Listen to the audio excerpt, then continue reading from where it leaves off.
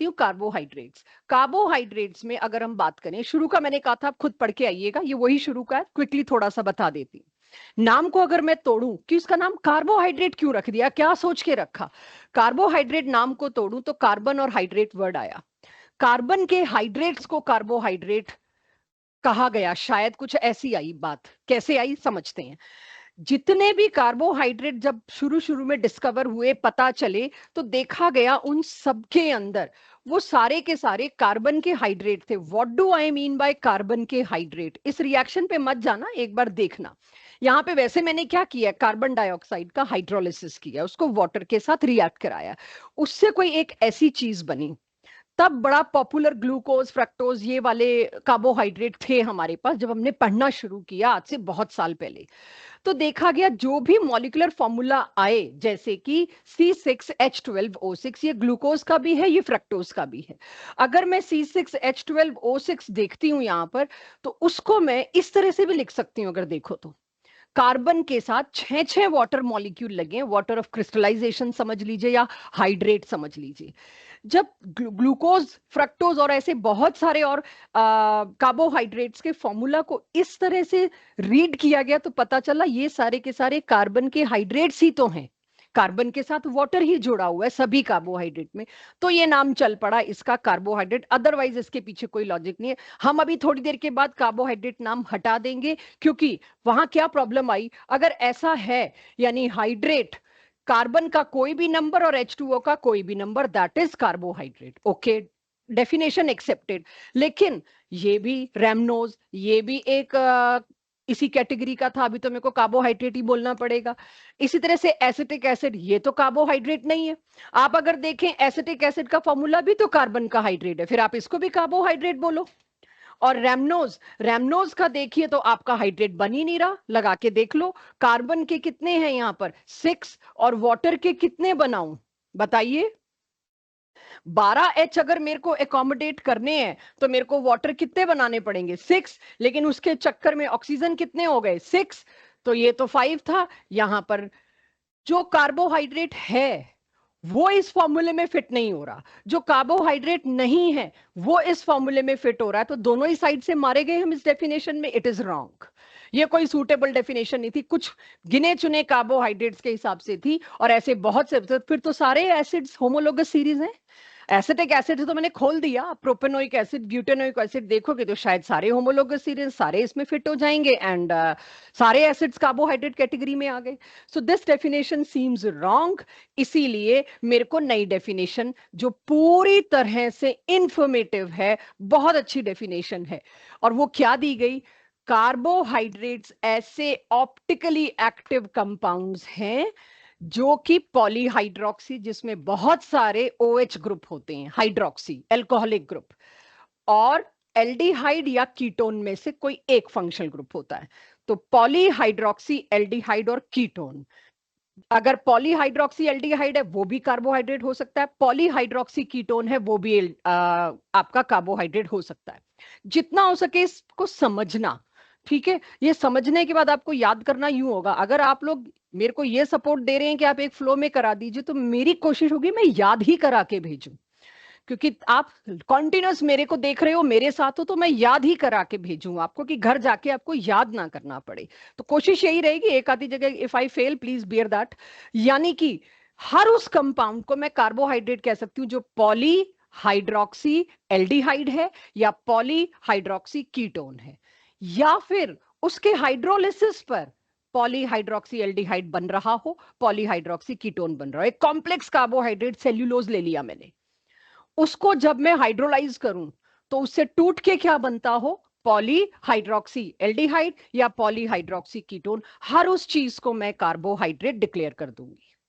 तो this suits. अब carbohydrate में एक कैटेगरी आई शुगर, नॉन शुगर। ये मैंने आपका जिम्मा डाला था कि शुगर जो मीठा होता है, तो सुक्रोज जो आप आलू में खाते हैं या जो भी और जगह आपको सुक्रोज के सोर्सेज अभी थोड़ी देर में मिलेंगे, लैक्टोज, लैक्टोज कहाँ मिलता है, मिल्क में शायद, राइट? इसी तरह से नॉन शुगर ज्यादातर पॉलीसेक्राइड्स हैं। आलू में स्टार्च होता है, सुक्रोज नहीं होता शायद। सुक्रोज किस में होता है बच्चों? Sugar cane. जो शुगर केन है, टेबल शुगर है, वो सुक्रोज का, और उससे ज्यादा मीठा तो क्या ही है, राइट। तो आपके पास सुक्रोज और लैक्टोज आ गए शुगर्स में, और स्टार्च, स्टार्च बोलना था मेरे को जो पोटैटो में है, वो आपके लिए नॉन शुगर में आ गया, ठीक है। सो इस तरह से आपके पास एक क्लासिफिकेशन थी। यहाँ एक बेसिक जनरल इंट्रोडक्शन खत्म हुआ, and I am shifting to chemistry. यहां से नो बायोलॉजी, शेयर केमिस्ट्री, यहाँ पे कुछ भी अब बायो का नहीं आएगा, सारा नया आएगा। आपकी बायो में ये नहीं है, इसलिए प्लीज बहुत ध्यान से सुनिएगा। अब ये तो पता चल गया डेफिनेशन ही गलत थी, तो मैं कार्बोहाइड्रेट नाम आगे लेके जा नहीं सकती, एटलीस्ट इन दिस सब्जेक्ट जहां पे हम पॉलीहाइड्रोक्सी एल्डिहाइड पॉलीहाइड्रोक्सी कीटोन की कंडीशन लगा रहे हैं। तो नाउ ऑनवर्ड्स कार्बोहाइड्रेट सिर्फ हेडिंग के लिए, आगे कार्बोहाइड्रेट्स आपको नहीं मिलना चाहिए, आपको एटलीस्ट नहीं बोलना चाहिए। इनको कहा गया सेकेराइड्स, राइट। सेकेराइड्स एक नाम दिया गया, they are not carbohydrates now, they are saccharides. Saccharides तीन तरह के होंगे। मोनोसेकेराइड नाम ही बता रहा है, सबसे सिंपल, जिसमें एक ही यूनिट है, जिसको फर्दर हाइड्रोलाइज नहीं करना पड़ता, जिसको हाइड्रोलाइज करने के लिए आपको मेहनत नहीं करनी पड़ती, पोस्ट सर्जरी यही चढ़ाया जाता है, राइट। कभी भी इमरजेंसी सिचुएशन है, स्टारवेशन है, कुछ भी है, कभी भी कोई स्टारवेशन से उठता है तो उसको एकदम से खाना नहीं दिया जाता, उसको यूजुअली जूस दिया जाता है। आप जब भी देखें तो कोई स्टारवेशन के बाद पहले जूस प्रेफर किया जाता है। आपकी बॉडी उस वक्त इस हालात में नहीं होती कि आप कॉम्प्लिकेटेड सेकेराइड्स को डाइजेस्ट कर पाए। Monosaccharide simplest. अब इसका क्या केमिस्ट्री में मतलब है? जिसको फर्दर और यूनिट्स में हाइड्रोलाइज नहीं किया जा सकता, वो अपनी सिंपलेस्ट फॉर्म में है, जैसे ग्लूकोज एंड फ्रक्टोज, राइट। दूसरा आ जाता है कैटेगरी ओलिगोसेक्राइड। 2 से 10 यूनिट्स जब हाइड्रोलाइज होके बनती हो, कि मैं एक ऐसी चीज, हाँ जी, एनीथिंग, अभी तो यहां घुस ही नहीं सकते वो, अभी तो उनको वहीं चलने दो। सो 2 से 10 यूनिट्स, यानी कि अगर मैंने कोई भी ऐसा सेक्राइड लाया जिसके हाइड्रोलिसिस से 3 यूनिट प्रोड्यूस हो रही है, 6 यूनिट प्रोड्यूस हो रही है, 8 यूनिट प्रोड्यूस हो रही है, उन सबको इकट्ठा मैंने क्या कर दिया, ओलिगो में डाल दिया। डाई का मतलब बताने की जरूरत तो नहीं, ट्राई और टेट्रा। रही बात ये एग्जाम्पल की, ये 3 तो मैं आज याद करा के भेजूंगी, क्योंकि डाइसेक्राइड डिटेल मेरे सिलेबस में, ये आपको रटने पड़ेंगे, वो भी नॉन एनसीईआरटी। जेई नीट में एक तो ट्राइसेक्राइड चाहिए, रेफिनोज, राइट। आपके जेई नीट में नहीं दे रखा, उसी में दे रखा है, एनसीईआरटी डाइसेक्राइड पर खत्म हो जाती है। Tetra we don't have any example in our subject. So oligo की एक जनरल मैंने आपको दे दी, जिसमें ओलिगो में 3 पे ध्यान देना है मेरे को। मोनोसेक्राइड के बाद डाइसेक्राइड, थोड़ा सा ट्राई के लिए एक हो गया, टेट्रा मैंने नाम इसलिए लिख दिया कि आपको पता रहे 4 यूनिट्स हैं बस, और कुछ नहीं। इसके बाद पॉलीसेक्राइड, पॉलीसेक्राइड जिसमें 100 से 3000 यूनिट्स मोनोसेक्राइड की जुड़ जुड़ जुड़ के पॉलीसेक्राइड बनाती है। जो आप रोजमर्रा में खाते हैं वो पॉलीसेक्राइड खाते हैं, right. Starch, glycogen, cellulose. Cellulose भी आप खाते हैं? Can somebody suggest? सेल्यूलोज खाते हैं आप? क्यों? सैलेड्स नहीं खाते? सैलेड्स के बिना अगर आप खा रहे हैं तो आपकी डाइट बैलेंस्ड नहीं है। तो सैलेड्स में क्या होता है? Cellulose. Your body can not digest cellulose, but it is very much required, कि आप अगर सैलेड्स और फ्रूट्स नहीं खाते हैं तो आपका डाइजेस्टिव सिस्टम प्रॉपर वर्क नहीं कर सकता। तो सेल्यूलोज आप डाइजेस्ट नहीं कर सकते, वो तो सिर्फ एनिमल कैटल्स कर सकते हैं। लेकिन आपके लिए सेल्यूलोज अगर आप नहीं खा रहे हैं, चाहे वो डाइजेस्ट नहीं हो रहा, बट वो डाइजेस्टिव सिस्टम को क्लियर करने का रोल प्ले करता है, राइट। सो अब आपके पास ये 3 कैटेगरी, यानी इससे अब मेरे लिए हेडिंग्स आनी आसान हो जाएंगी। अब अगर मैं मोनोसेक्राइड बोलूं, डाइसेक्राइड बोलूं, पॉलीसेक्राइड बोलूं, समझ जाएंगे? गुड। तो अब मेरे पास आ जाता है सारा डिटेल। अब अगली कुछ देर तक हम मोनोसेक्राइड्स पे बात करेंगे। Maximum carbohydrate is monosaccharide. Di आते ही तो मैं चैप्टर के एंड में पहुंच गई। मोनोसेक्राइड क्या है? एक अकेली यूनिट, सिंपलेस्ट कार्बोहाइड्रेट को हमने, सिंपलेस्ट सेकेराइड को हमने क्या बोला? मोनोसेकेराइड। अब मोनोसेकेराइड में आपको पता होगा डेफिनेशन क्या है, पॉलीहाइड्रोक्सी कीटो या पॉलीहाइड्रोक्सी एल्डिहाइड। अगर पॉलीहाइड्रोक्सी कीटो है तो, और पॉलीहाइड्रोक्सी एल्डो है तो, 2 अलग अलग कैटेगरी बनेंगी। फंक्शन ग्रुप तो अलग अलग ही आप जानते हैं, ठीक है। कुछ रिएक्शन सेम है, बट फेलिंग्स टोलेंस में तो अलग ही है इनका बिहेवियर, तो हर जगह तो नहीं कह सकती। ऑक्सीडेशन में अलग है, वो बड़ा जिद्दी है कीटो, ये बड़ी इजीली हो जाता है। तो I know there is difference in these 2 functional groups. अगर वो मोनोसेक्राइड 3 कार्बन का है, एक बहुत बड़ा कंफ्यूजन बच्चों को आता है, ये 3 कार्बन है, मोनोसेक्राइड में कितने कार्बन की गिनती, और ये जो गिनती ऊपर दी गई थी ना 2 to 10, ये थी कितनी यूनिट्स बनेंगी मोनोसेक्राइड्स की। कई बार बच्चे आते हैं, आपने इसको ऑलिगो दिया और उधर कुछ और दे दिया।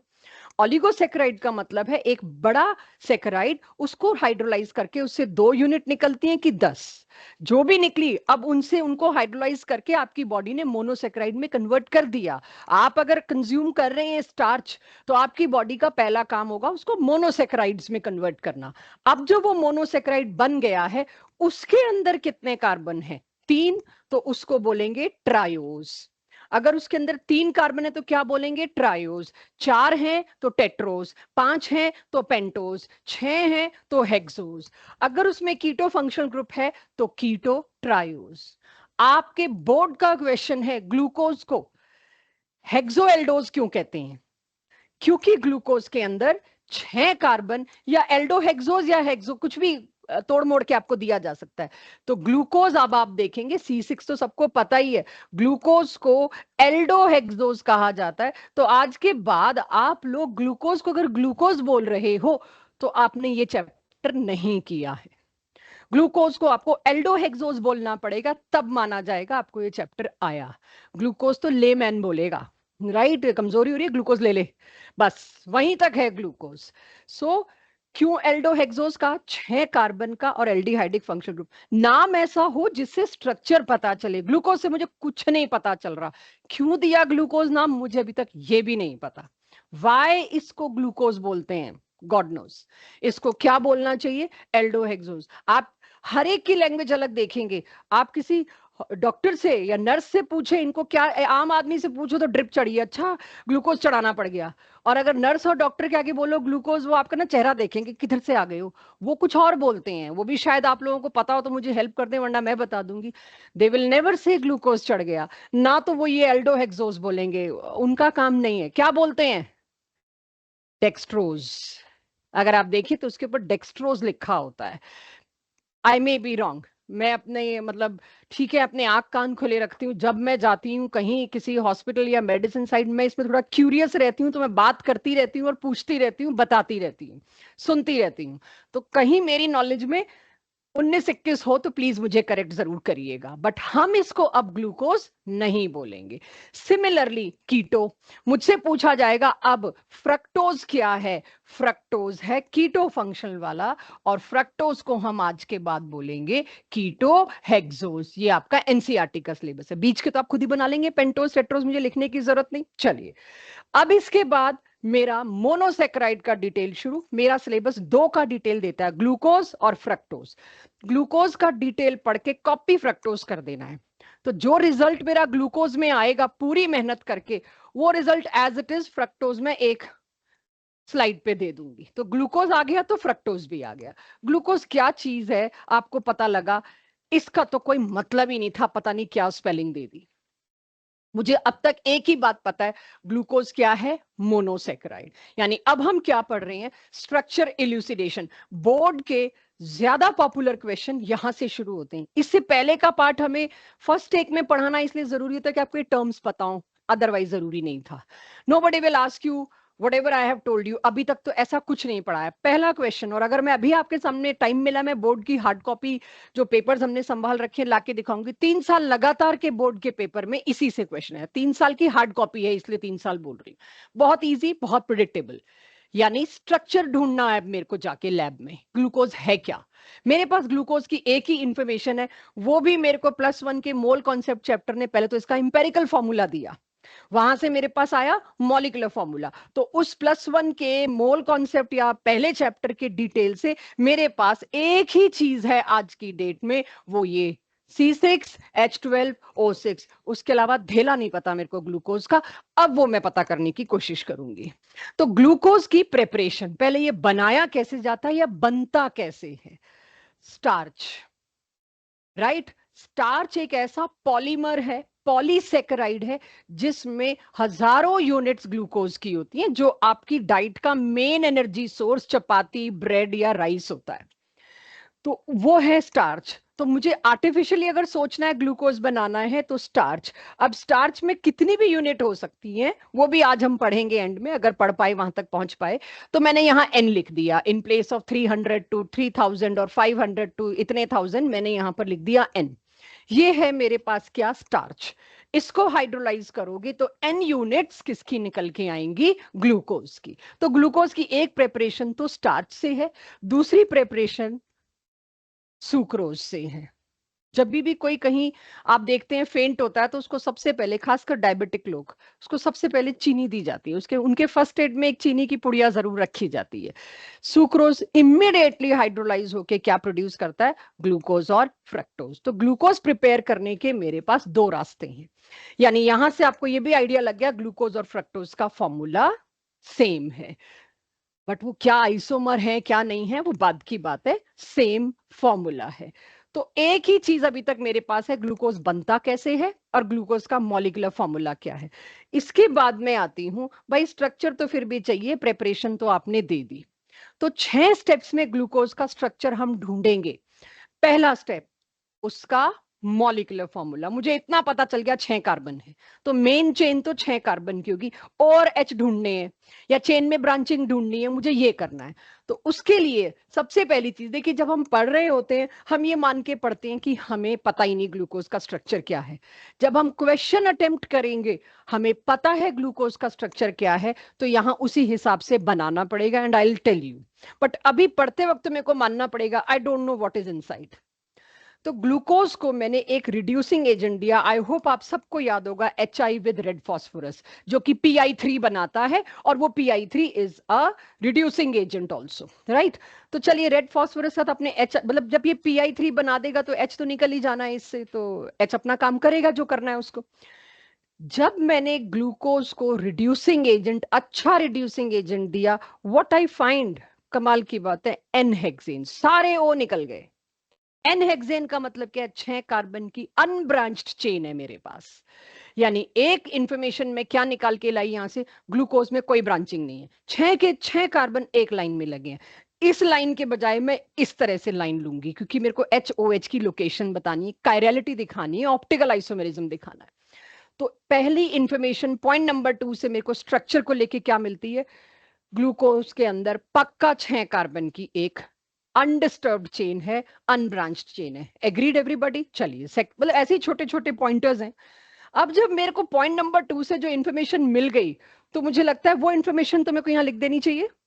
C6H6O12 लिखने के बजाय अब मैं 6 कार्बन की चेन ही ना लिख दूं। ठीक है, H और O तो ढूंढ लेंगे, H कभी ढूंढना नहीं होता, H तो हर जगह फिट कर देना होता है जहां वैलेंसी गड़बड़ है। अब मेरे को सिर्फ एक चीज ढूंढनी है, O कहाँ कितने लगे हैं, जो 6 ऑक्सीजन है वो कहाँ लगे हैं। जब इस ग्लूकोज को मैं लेके आई, लास्ट क्लास के एंड में पूछा था हाइड्रोक्सिलमीन, राइट, उसका अगर आप रिएक्शन कराते हो किसके साथ, ग्लूकोज के साथ, उसमें क्या मिला, ऑक्सीम। तो लास्ट क्लास में मैंने यही पूछा था, एल्डिहाइड या कीटोन का अगर आप हाइड्रोक्सिलमीन से रिएक्शन कराओगे तो क्या बनता है, और आप में से टुकड़े टुकड़ों में आया जी ऑक्सीम बनता है। अब ग्लूकोज को जब मैंने हाइड्रोक्सिलमीन दिया उससे भी ऑक्सीम बना। इट मींस व्हाट, इसमें पक्का कार्बोनिल फंक्शनल ग्रुप है। एल्डिहाइड या ketone I am not sure, but ये क्या कंफर्म करके देता है मेरे को, ये कंफर्म करके देता है I have carbonyl functional group in glucose. कहीं पर तो कोई सी तो ऐसा है इनमें से जिसमें एल्डिहाइड या कीटोन है। अगर तो एल्डिहाइड होगा तो टर्मिनल, तो फाइट ही खत्म। और ऊपर और नीचे सेम है तो मैं 2 रेड टिक भी क्यों लगाऊं। एल्डिहाइड होगा तो यहाँ, कीटोन होगा तो टेंशन की बात है, किधर, दूसरे पे, तीसरे पे, कि चौथे पे या पांचवे पे, जहां भी। चलिए ये तो आ गया। सेम रिएक्शन इसके साथ दे रखा है एनसीईआरटी ने, मैं नहीं दूंगी। सेम इसके नीचे क्या लिखना है, HCN के साथ यहां मेरे को साइनोहाइड्रिन मिल गया, विच कंफर्म्स ग्लूकोज के अंदर एल्डिहाइड या कीटोन में से तो कुछ है, राइट। इसके बाद अच्छा दे ही रखा है मैंने, चलो। तो यहां पे मैंने HCN के साथ भी दे दिया साइनोहाइड्रिन। साइनोहाइड्रिन अगर बन के आया, इट टेल्स मी अब आप बच नहीं सकते। ये दोनों के दोनों रिएक्शन ने कंफर्म कर दिया लैब में कि एल्डिहाइड या कीटोन में से कुछ आपको मिलेगा। तो अब मेरे को क्या पता चल गया, अब मेरे को एक O का ठिकाना ढूंढना है, ये तो पता चल गया, एक O एल्डिहाइड या कीटोन फंक्शनल ग्रुप में। आई डोंट नो एक O की 2 O, वो बहुत सारे हैं, तो अभी बात खत्म नहीं हुई है, लेकिन हाँ आइडिया लगना शुरू हो गया। अब आ जाते हैं पॉइंट नंबर 4 पे। पॉइंट नंबर 4 में मैंने क्या किया कि कार्बोनिल तो है, लेकिन एल्डिहाइड है कि कीटोन है, उसके लिए मैं लेके आई एक mild oxidising agent, bromine water. Mild oxidising agent लाई, और मुझे कोई आइडिया नहीं है ऑक्सीजन में किधर लगाऊं, एल्डिहाइड किधर लगाऊं, कीटोन किधर लगाऊं। उससे मेरे को मिला एक ऐसा एसिड, नाम नहीं दे रही अभी इसका मैं, क्योंकि अभी आपको यहां नहीं बता सकती तो मैं नाम नहीं दे सकती कि ये सैकरिक एसिड है कि कौन सा एसिड है, ग्लूकोनिक एसिड है, क्या है, अभी मैं बोल नहीं सकती इसके आगे, क्योंकि ऑफ कोर्स ये मतलब वो वाले एसिड्स नहीं है जो आप जानते हैं, जब HOH आ जाते हैं तो दूसरे एसिड बन जाते हैं। इससे क्या पता लगता है, माइल्ड से एसिड आ गया मींस व्हाट, हो ना हो ये वाला पॉइंट कंफर्म करता है एल्डिहाइडिक फंक्शनल ग्रुप है। एल्डिहाइडिक फंक्शनल ग्रुप है तो फाइट ही दूर हो गई, CH मेरे को एक कार्बन से मैं फ्री हो गई, H है और डबल बॉन्ड O है और एल्डिहाइडिक फंक्शनल ग्रुप है, तो ये इंफॉर्मेशन आ गई, प्रेजेंस ऑफ एल्डिहाइडिक ग्रुप। अब समस्या शुरू होती बीच के सारे C, उनका क्या करूं? तो उसके लिए मैं पहुंची एक और रिएक्शन पे, HNO3। ये भी एक ऑक्सीडाइजिंग एसिड है, ध्यान दीजिएगा, ये है ग्लूकोज। अब मैंने ग्लूकोज देखिए एकदम से कैसे लिख दिया, मुझे पता है यहां पर CHO है। अच्छा, साइनोहाइड्रिन या हाइड्रोक्सिलमीन एक ही लोकेशन पे मिला, मतलब सिंगल कार्बोनिल फंक्शनल ग्रुप है, सिंगल एल्डिहाइड है। बाकी सारे तो फिर एल्कोहलिक ग्रुप ही बचे, एक ऑक्सीजन वाले फंक्शनल ग्रुप जो बचे, या मैं एज्यूम कर रही हूं, अभी देख लेते हैं, उसके सपोर्ट में ही आ रही हूं अब। तो मुझे इसका तो कंफर्म है, बाकी CHOH CHOH CHOH 4 लिखने के बजाय अब मैं ऐसे लिखूंगी, आपका और मेरा टाइम बचे, और आपको भी ऐसे ही लिखना चाहिए। और नीचे पक्का CH2OH। ये कहां से सपना आया मेरे को, अभी तक तो पता नहीं था। तो अगर मैं थोड़ी देर के लिए इसको रब कर दूं, बाकी वही 6 कार्बन की चेन, मेरे को नहीं पता यहां क्या था। जैसे ही मैंने नाइट्रिक एसिड दिया विच इज ऑक्सीडाइजिंग एजेंट, मुझे पता चलता है ऊपर तो पहले ही एसिड आना था, हमें पता है CHO ने ऑक्सीडाइज होकर एसिड ही बनाना है, कोई नई चीज तो नहीं कर रहे, ब्रोमीन वाटर से भी वही करके आए हैं। लेकिन एक और जगह एसिड मिला। आप लोग मुझे बताइए, प्राइमरी अल्कोहल और सेकेंडरी अल्कोहल कौन इजीली ऑक्सीडाइज होता है? प्राइमरी, राइट, एसिड बनाता है। सेकेंडरी अल्कोहल क्या करता है? ऑक्सीडाइज होके कीटोन पे रुक जाता है, कीटोन बहुत जिद्दी है। यानी सेकेंडरी अल्कोहल को ऑक्सीडाइज करने के लिए मेरे को बहुत ज्यादा ड्रास्टिक कंडीशन वाला एक एसिड या कंडीशंस लानी पड़ेंगी, तब जाके वो तो कार्बन कार्बन टूटेगा, पॉपऑफ्स रूल लग जाएगा। यहां ऐसा कुछ हुआ ही नहीं, 6 कार्बन की चेन इंटैक्ट है। इसका मतलब बाकी बचे हुए 5 ऑक्सीजन में से एक ऑक्सीजन ऐसा था जो प्राइमरी एल्कोहलिक फंक्शनल ग्रुप बनाए हुए था, वो भी आखिरी छठे पे। क्योंकि ये जो मेरे को एसिड मिला, इसमें 2 टर्मिनल पे COOH है, टर्मिनल पे ही आ सकता है और तो कहीं आ ही नहीं सकता, ये भी मोनोवैलेंट फंक्शनल ग्रुप है। यानी बीच में जितने भी OH थे वो सारे के सारे सेकेंडरी वाले थे, ऑफ कोर्स। यानी मेरे को एक अकेले रिएक्शन से ये पता चलता है जो 5 O थे उसमें से एक O तो प्राइमरी अल्कोहल फॉर्मेशन में इन्वॉल्व है, बाकी 4 OH सेकेंडरी अल्कोहल में, जो कि नाइट्रिक एसिड हाथ नहीं लगा पाया। फिर भी ये भी इतना इतना ज्यादा मतलब कंक्लूजन पे मैं कैसे पहुंची, ये इतनी इजीली कैसे हुआ? नहीं, ये जो एसिड बना ग्लूकोज से, सेम एसिड एक और एसिड पड़ा था ग्लूकोनिक एसिड, उसको भी जब मैंने ऑक्सीडाइज करने की कोशिश करी सेम बना। अभी आप बीच वाला मत देखना, आप ग्लूकोज को देखो और ग्लूकोनिक एसिड को देखो, हैव अ लुक। ग्लूकोज के ऑक्सीडेशन से भी यही बना, सैक्रिक एसिड बोलते हैं इसको, और ग्लूकोनिक एसिड के ऑक्सीडेशन से भी यही बना। इसका मतलब क्या है, जो हाल इसके बीच के 4 का था वही हाल इसके बीच का 4 का होगा, क्योंकि दोनों से एक ही रिजल्ट आ रहा है, A is to be, C is to be, तो आई कैन से A और C सेम ही थे। इस तरह से इसको रिलेट किया गया कि मैं एकदम से कह रही हूं, लेकिन मेरे पास एक और सबूत भी तो होना चाहिए, बड़ी एजम्पशन सी आ गई। तो इसमें यह देखा गया ग्लूकोनिक एसिड के ऑक्सीडेशन से भी वही बन रहा था, एनसीईआरटी की लाइन बोलती हूं, ग्लूकोनिक एसिड का ऑक्सीडेशन करा HNO3 से, it results into saccharic acid. Glucose के ऑक्सीडेशन किया गया, it result into saccharic acid. It means saccharic acid में जो 4 कार्बन थे बीच में, उनकी configuration is same in both, क्योंकि वो अनअफेक्टेड रहे।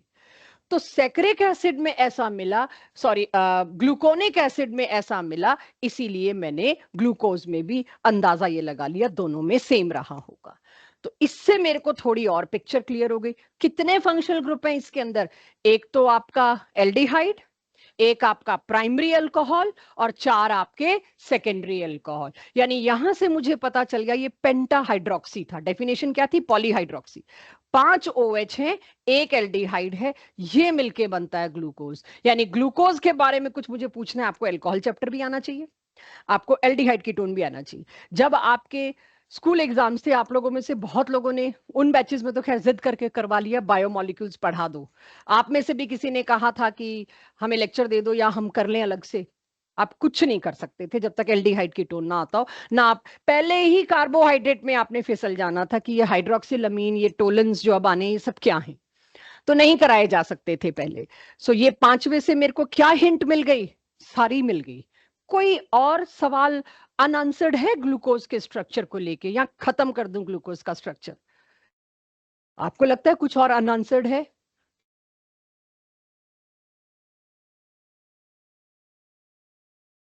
एल्डिहाइड बीच में कैसे हो सकता है ग्रीशा?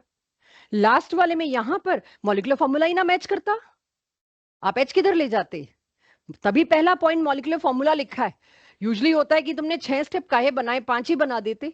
भाई पहले स्टेप में मॉलिक्यूलर फॉर्मूला तुमको हमेशा याद रहे तो तुम ईथर भी बना दो फिर तो, राइट? वो पॉसिबल नहीं है, और उसी का सपोर्ट अभी और आगे आ रहा है। तो एक फिर भी तुम्हारा जैसे डाउट कि आपने इसको इसी में क्यों लिया, और मतलब आपको कैसे लगा कि सारे OH थे, ये इसीलिए किया गया स्टेप, वरना इस स्टेप की जरूरत क्या थी? अगर सोच के देखो इस स्टेप की जरूरत क्या थी? इस स्टेप की जरूरत ही यही थी। बाकी 5 O का क्या? पक्का बाकी 5 O ग्लूकोनिक एसिड से मैच करते होंगे, क्योंकि दोनों के ऑक्सीडेशन से सेम चीज आई। ये उन्हीं 5 O का ठिकाना लगाया गया। ठीक है, और कोई क्वेश्चन अनआंसर्ड है जिसके लिए मेरे को छठे स्टेप की जरूरत है? H सीरीज D सीरीज हमें पता भी नहीं है, इसलिए वो तो क्वेश्चन ही मत लाओ। वो जो हमने पढ़ा नहीं वो हमें पता नहीं, जितना पढ़ा उससे तुम्हारा किसी का दिमाग चले तो।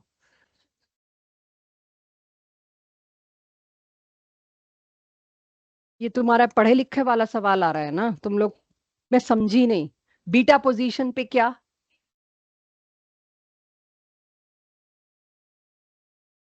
हाँ वो तुम्हारे इससे मुझे समझ में आ गया। और कोई सवाल? मैं समझ रही हूँ तुम क्या पूछ रहे हो, बस आगे वही आना है। कोई और सवाल जेई वाले बच्चों से, नॉट बायो वालों से, अनआंसर्ड है? कैसे बना सकते हैं कीटोन? यहाँ पे कीटोन बनाने का मतलब क्या है, सोचो।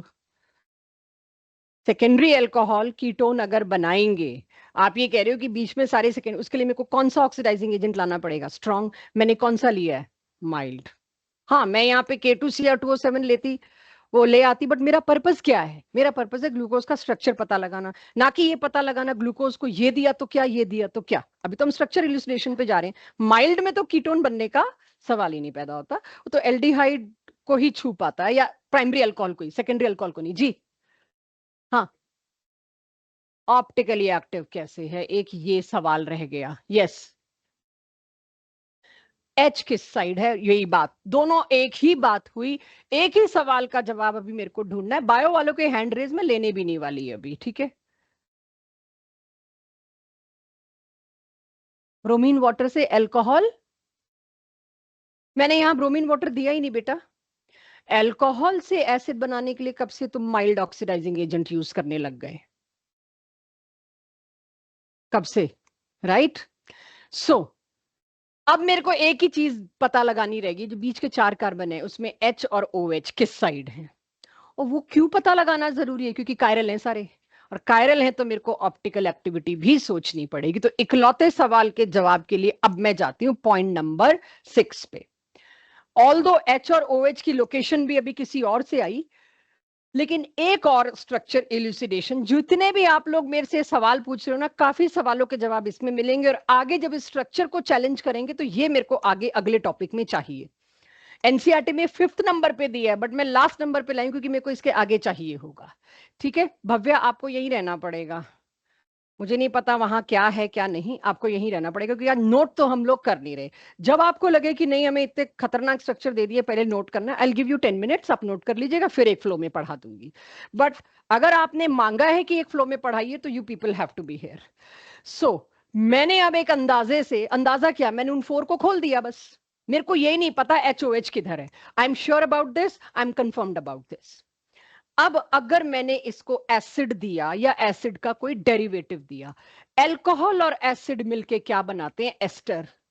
तो मैंने क्या देखा, इसमें 1 2 3 4 5 5 अल्कोहलिक ग्रुप थे, पांचों के पांचों एसिटिक एनहाइड्राइड से क्या बनाएंगे, एस्टर। और एस्टर के लिए क्या बोलते हैं चेरी, एसिटेट, राइट। अगर मैंने 2 कार्बन का लिया तो मैं एसिटेट बोल सकती हूं। तो ये देखिए क्या आ गया, एस्टर। पेंटा एसिटेट बनना, very popular question of board is, जो मैंने आपको स्टार्ट करते वक्त बोला, गिव प्रूफ या structure elucidation which confirm presence of aldehydic functional group and 5 hydroxy functional group. 2 number 2 elucidation, कभी ऐसा नहीं आता कि स्ट्रक्चर इल्यूसिडेट करके दो जी 6 स्टेप। ऑलवेज दे स्पेसिफाई कि आप वो प्रूफ दीजिए जिनसे ये पता चले कि ग्लूकोज एक 6 कार्बन अनइंटरप्टेड या अनब्रांच चेन है एंड उसमें 5 हाइड्रोक्सी होते हैं। 5 हाइड्रोक्सी के लिए आप गलती से भी ये मत टिका देना। ये सिर्फ किस चीज के लिए था कि एक पक्का प्राइमरी वाला है, लेकिन 5 हाइड्रोक्सी जो इतनी देर से भी अनआंसर्ड है कि मैंने बोला है कि मैंने इससे सिमिलराइज करके देख लिया। जब मुझे पता लग गया तो एक कंफर्मेशन तो बनता है ना, एक और कंफर्मेशन दो जिससे कि 5 हाइड्रोक्सी आप कंफर्म कर सको बिना किसी और सहारे के। गॉड नोज अंदर ही अंदर कुछ हो गया हो और हमें ना पता चला हो, तो उसके लिए हमको ये दिया गया। पेंटा एसिटेट बनने का सीधा मतलब क्या है, it is penta hydroxy. Acid के साथ सिर्फ अल्कोहल ही एस्टर बना सकता है और कोई एस्टर नहीं बना सकता। तो यहां पर we can say we nailed it कि 5 हाइड्रोक्सी हैं। ये अगर मैं पहले पढ़ा देती तो आपके पिछले सवाल शायद थोड़े रुक जाते, बट मेरी मजबूरी है, मैंने इसको छठे पॉइंट पे क्यों रखा, मेरे को आगे लेके जाना है, आपको याद रहे। तो this confirms 5 hydroxy functional group penta acetate, और कराया किससे, एसिटिक एनहाइड्राइड से। टू क्रिएट डिफरेंट क्वेश्चन हम यहाँ पे एसिड का कोई और डेरिवेटिव डाल सकते हैं, प्लीज एक्सेप्ट दैट। तो यहाँ पे मेरा स्ट्रक्चर खत्म, ग्लूकोज का कंफर्म हो गया। अब ग्लूकोज का स्ट्रक्चर, अभी तक एक चीज कंफर्म नहीं हुई, HOH किधर। उसके लिए मैं फिर इसके पास जाती हूँ। जब मुझे पता है इस A के ऑक्सीडेशन से ये बना, इस B के ऑक्सीडेशन से डिट्टो सेम एसिड बना, पक्का A और B की कॉन्फ़िगरेशन सेम रही होगी। तो मैंने वहां से उधार मांगा, किससे, ग्लूकोनिक एसिड की जो कॉन्फ़िगरेशन है वही देखी गई ग्लूकोज की कॉन्फ़िगरेशन, और मैं इसके बाद आ जाती हूं ग्लूकोज की कॉन्फ़िगरेशन पे। यानी आखिरी सवाल, orientation of H and OH on all chiral carbon. Non chiral पे तो मेरे को जरूरत ही नहीं है, इसमें तो क्या ही जरूरत है, कहीं लगा दो, अबाव बिलो होता ही नहीं है कुछ, कायरलिटी में ही होता है। तो वही सेम रिएक्शन दोबारा लिखा है मैंने बच्चों, देखिए अब मैंने नीचे नाम भी लिख दिया, वहां पे मैंने सैकरिक एसिड नहीं लिख रखा था, बिकॉज ये दोनों यही चीज बना रहे हैं। इससे मैं कंफर्म करती हूँ जो कॉन्फ़िगरेशन ग्लूकोनिक एसिड में थी वही ग्लूकोज में थी। मैंने पॉइंट नंबर 7 जबरदस्ती बनाया, आपको नहीं बनाना। मैंने 2 बार बताने के लिए बनाया है कि मेरे को इससे 2 पॉइंट्स पता लगते हैं, क्योंकि एनसीईआरटी ने तो दोनों बातें एक साथ लिख दी कि इससे ये भी कंफर्म हो रहा है, ये भी कंफर्म हो रहा है। मैंने उसको 2 टुकड़ों में बांट दिया। क्लियर हो गया सबको? यानी finally what I get, check glucose का स्ट्रक्चर कैपिटल डी। अब बताने का टाइम आया है जिससे आप सारा देख लेंगे। चेक, क्योंकि ग्लूकोनिक एसिड में H और OH की लोकेशन वही थी, तो मैंने यहां पर भी H और OH की लोकेशन इन पे रखी। तो कोपल, चेरी और आप चारों लोग इन्फेक्ट हो चुके हो नींद से, चारों के चारों इन्फेक्ट हो चुके हो, तो वो इन्फेक्शन और आगे पीछे ना आए, आप लोग मुझे गिन के बताइए कितने कायरल कार्बन है। 4, चारों पे मैंने स्टार लगा रखा है। How many chiral carbon, 4, don't forget it. अच्छा, लास्ट कायरल कार्बन कौन से वाला है, 5th। ग्लूकोज में 1 2 3 4 5 6 से बात होगी, राइट। अब C1 C5 C2 C3 यही चलेगा। तो लास्ट कायरल कार्बन कोई कहे तो लास्ट के चक्कर में ये मत देखना बच्चों, लास्ट कायरल कार्बन मेरे इंटरेस्ट का एरिया रहने वाला है, तो नंबर 5 देखना। फर्स्ट कायरल कार्बन कौन सा, सेकंड, फर्स्ट कार्बन कहां इन्वॉल्व है, बिजी है, घुसा हुआ है, एल्डिहाइड फंक्शनल ग्रुप में। यानी पहला कार्बन तो functional group, main principal functional group यही होगा, एल्डिहाइड में बिजी है, इन्वॉल्व है, राइट। ये मेरे पास ग्लूकोज। इसके आगे मैंने पॉजिटिव क्यों लगाया, क्योंकि बायोमोलिक्यूल चैप्टर चल रहा है। लाइफ के लिए जरूरी जो ग्लूकोज है वो नेगेटिव ग्लूकोज नहीं है, वो है positive glucose. So don't expect कि आप नेगेटिव कब लाओगे, मैं नहीं लाऊंगी, क्योंकि चैप्टर का नाम बायो है, लाइफ के लिए वाइटल है। कैपिटल डी अब आता है मेरे पास। अब थोड़ी ही देर बाद ग्लूकोज की जगह मैं एल्डोहेक्सोज लिख दूंगी, चलेगा ना अब तो, राइट। ये तो ग्लूकोज बस क्योंकि हेडिंग है इसलिए चल रहे हैं हम। अब जब यहां पे मैं आप लोगों से पूछूं या आपको रेदर बताऊं, अमीनो एसिड में भी हमने एल सीरीज चला दिया, न्यूक्लिक एसिड में भी कुछ ऐसा आया, और अब इसमें भी ऐसा आया। डी सीरीज और एल सीरीज का मतलब क्या है? I am talking about capital D and capital L. उसके लिए सबसे छोटे कायरल एक मॉलिक्यूल को स्टैंडर्ड बनाया, रेफरेंस। आपने देखा इलेक्ट्रोकेमिस्ट्री में भी आप एक इलेक्ट्रोड को रेफरेंस बनाते हो, स्टैंडर्ड हाइड्रोजन इलेक्ट्रोड। यहां पे भी मेरे को ऑप्टिकल एक्टिविटी के लिए एक किसी सबसे छोटे कायरल मॉलिक्यूल को पकड़ना था। वो मैंने एज पर योर एनसीईआरटी किसको पकड़ा? ग्लिसरल्डिहाइड। चेक दिस ग्लिसरल्डिहाइड, ये वाला ग्लिसरल्डिहाइड देखिए। बट मेरे को सेकेराइड जरूरी था, सेकेराइड ही लेना था, तो मेरे को एल्डिहाइड या कीटोन में से एक फंक्शनल ग्रुप भी चाहिए। मेरे को कम से कम पॉलीहाइड्रोक्सी बोला है ना, तो 2 हाइड्रोक्सी भी चाहिए, मोनोहाइड्रोक्सी नहीं। तो मेरे को कम से कम 3 कार्बन का मोनोसेक्राइड उठा के लाना पड़ेगा। और आपने देखा 3 से छोटा मैं बना ही नहीं सकती, डेफिनेशन में ही नहीं, और एक्चुअली नेचर में मिला भी नहीं। सो ये जो है, इसमें इकलौता कायरल कार्बन है, चेक। OH किस साइड है? Right hand side. Right hand side वाले, अभी तक तो आप इन दोनों को अगर करोगे तो आप कह दोगे एक डेक्स्ट्रो है जी, एक लीवो है, मिरर इमेजेस है, यस। लेकिन इसी ग्लिसरल्डिहाइड से एक और स्टैंडर्ड सेट किया। अगर इसके कायरल कार्बन पर OH राइट हैंड साइड पे है, उसको आप कैपिटल डी दे सकते हैं, आप उसको कैपिटल डी देंगे। लेफ्ट हैंड साइड पे है तो उसको आप कैपिटल एल देंगे। ये प्लस और माइनस तो हम अपनी मर्जी से लिख दिया करते थे हमेशा। यानी हो सकता है ये लीवो हो, ये डेक्स्ट्रो हो। ये बहुत साल पहले का एक सवाल है, बोर्ड का 1 मार्कर। कैपिटल डी और स्मॉल डी, डिफाइन या signify capital D and small D in this name. वो नेम ग्लूकोज का पूरा दे रखा था, तो बहुत बड़ा कंफ्यूजन आया। कैपिटल डी का मतलब है जो कायरल कार्बन है ग्लूकोज का, कौन सा बताऊंगी, उसमें OH राइट हैंड साइड पे हो। और जो स्मॉल डी का मतलब है उसमें डेक्स्ट्रो हो, ठीक है। कुछ आगे और चीजें भी पूछी हुई थी, दोनों एक साथ हो, नॉट नेसेसरी, दोनों बहुत अलग चीज है। डेक्स्ट्रो और लीवो क्या बताता है? प्लेन ऑफ पोलराइज लाइट को किस साइड रोटेट किया, उसका OH की लोकेशन से कोई लेना देना नहीं है। तो यानी कि कैपिटल डी के साथ माइनस भी मिल सकता है, कैपिटल डी के साथ प्लस भी मिल सकता है, ये कोई रूल नहीं है, राइट। तो ग्लिसरल्डिहाइड के ऑप्टिकल आइसोमर डेक्स्ट्रोलीवो पता चलते हैं माइनस प्लस या स्मॉल डी स्मॉल एल से। और कैपिटल डी और कैपिटल एल क्या बताता है? कायरल कार्बन पर OH किस साइड है ग्लिसरल्डिहाइड में। इसको मैं रेफरेंस मान के चलती हूं और आपके मोनोसेक्राइड ग्लूकोज पे लगाती हूं। लास्ट कायरल कार्बन पे OH की लोकेशन बताने के लिए कैपिटल डी और कैपिटल एल का इस्तेमाल किया जाता है। मुझे बताइए ग्लूकोज में लास्ट कायरल कार्बन पर OH किस साइड है? तो इसीलिए इसको बोला गया डी। जो ग्लूकोज हमारे लिए जरूरी है वो कैपिटल डी और पॉजिटिव है। इसका मतलब ये नहीं है कि कल को कहीं पर यहां आपको नेगेटिव मिले तो आप कहें पॉसिबल नहीं है। मजबूरी है, दोनों डी आ गए, एक कैपिटल डी एक स्मॉल डी, क्योंकि वाइटल मॉलिक्यूल्स की बात हो रही है। इसी तरह से अमीनो एसिड सारे क्या थे? L series. All amino acid necessary for us life were capital L series. और ये मेरे पास ग्लूकोज किसकी बात हो रही है? डी सीरीज की, ठीक है। तो ये कैपिटल डी और कैपिटल एल किधर से पैदा हुआ है? ग्लिसरल्डिहाइड रेफरेंस से। ये ग्लिसरल्डिहाइड भी आपके एनसीईआरटी में दे रखा है, ये तो ऑफ कोर्स दे ही रखा है। अभी तक मैं एनसीईआरटी से बाहर नहीं निकली, वो मेरी अगली क्लास का टारगेट है। क्लियर है सबको? यानी इन शॉर्ट ये तो वही चीज है जो बता दी। सभी लोग देखिए क्या ग्लूकोज का स्ट्रक्चर ये है। अब इसको याद करने के लिए कुछ सोचते हैं कैसे याद करें। क्या इतनी लंबी कहानी करनी पड़ेगी? नहीं, एकदम से ग्लूकोज कैसे याद आए। सब कार्बन पर OH कहां है सिवाय एक के? थर्ड के। ये आपको कैसे याद करना है आप देखिए, ये करना है। This is your glucose. How many chiral carbons? तो कितने कायरल कार्बन्स हैं? 4। उसकी वजह से कितने, हर एक से 2 डेक्स्ट्रोलीवो, हर एक की ओरिएंटेशन यूं यूं बदल दूं मैं तो कितने स्टीरियो आइसोमर मिलेंगे? 16, यानी 8 पेयर ऑफ एनाइनशोमर। एक टाइम था हमें 8 पेयर बना के देने पड़ते थे।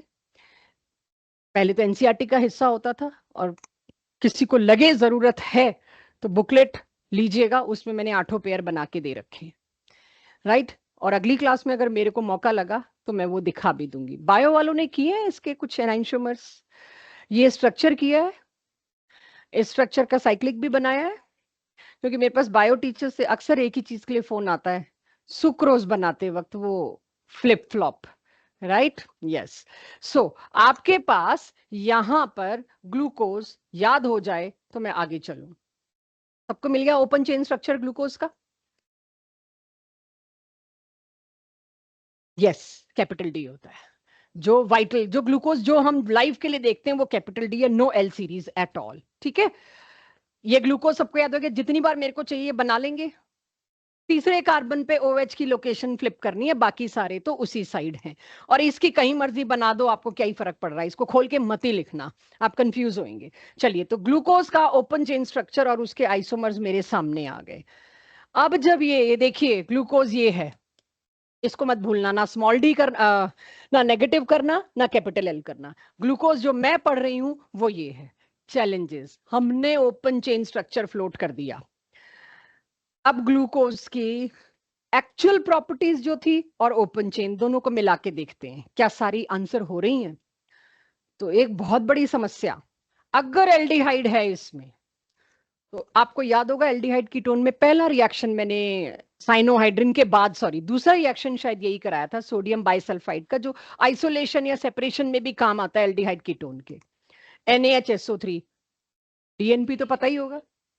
ये दोनों ही, और शिफ्स रिएजेंट, शिफ्स रिएक्शन, जो आपके जेई नीट के बायोमोलिक्यूल्स के पार्ट में अगली क्लास में हमने लेना ही लेना है। शिफ्ट रिएजेंट के साथ भी रिएक्ट नहीं किया, ना इसके साथ रिएक्ट किया, ना इसके साथ रिएक्ट किया। ये क्या मजाक है भाई, एल्डिहाइड कंफर्म करके आ गए हो तुम। और एल्डिहाइड के ये 3 रिएक्शन, डीएनपी भी देता है एल्डिहाइड, NaHSO3 में तो दौड़ के देता है, कीटोन उल्टा सुस्त पड़ जाता है। और शिफ्ट रिएजेंट जो रिएक्शन आपने नहीं किया बट हमने भी लिख दिया है यहाँ पे, इसका डिटेल लेंगे। तीनों के तीनों रिएक्शन ग्लूकोज नहीं दिया, अब बताओ क्या करो, सब धुल गया मेरा। एल्डिहाइड होते हुए तीनों रिएक्शन ना देना, I have no answer to it. फिर एक और चीज आई, जब हाइड्रोक्सिल अमीन के साथ ग्लूकोज ऑक्सीम बना सकता है, राइट, क्यों बना सकता है? उसमें एल्डिहाइड है, और आपके स्ट्रक्चर इल्यूसिडेशन में मैंने दूसरा रिएक्शन ही ये कराया है, हाइड्रोक्सिल अमीन के साथ ऑक्सीम और HCN के साथ साइनोहाइड्रिन। ग्लूकोज तो बना रहा है, लेकिन उसी का पेंटा एसिटेट, जो थोड़ी देर पहले छठा पॉइंट मैंने कहा था मेरे को आगे लंबा लेके जाना है, उसमें भी तो एल्डिहाइड है। चेक, मेरे को ये मतलब तंग करेगा थोड़ा सा।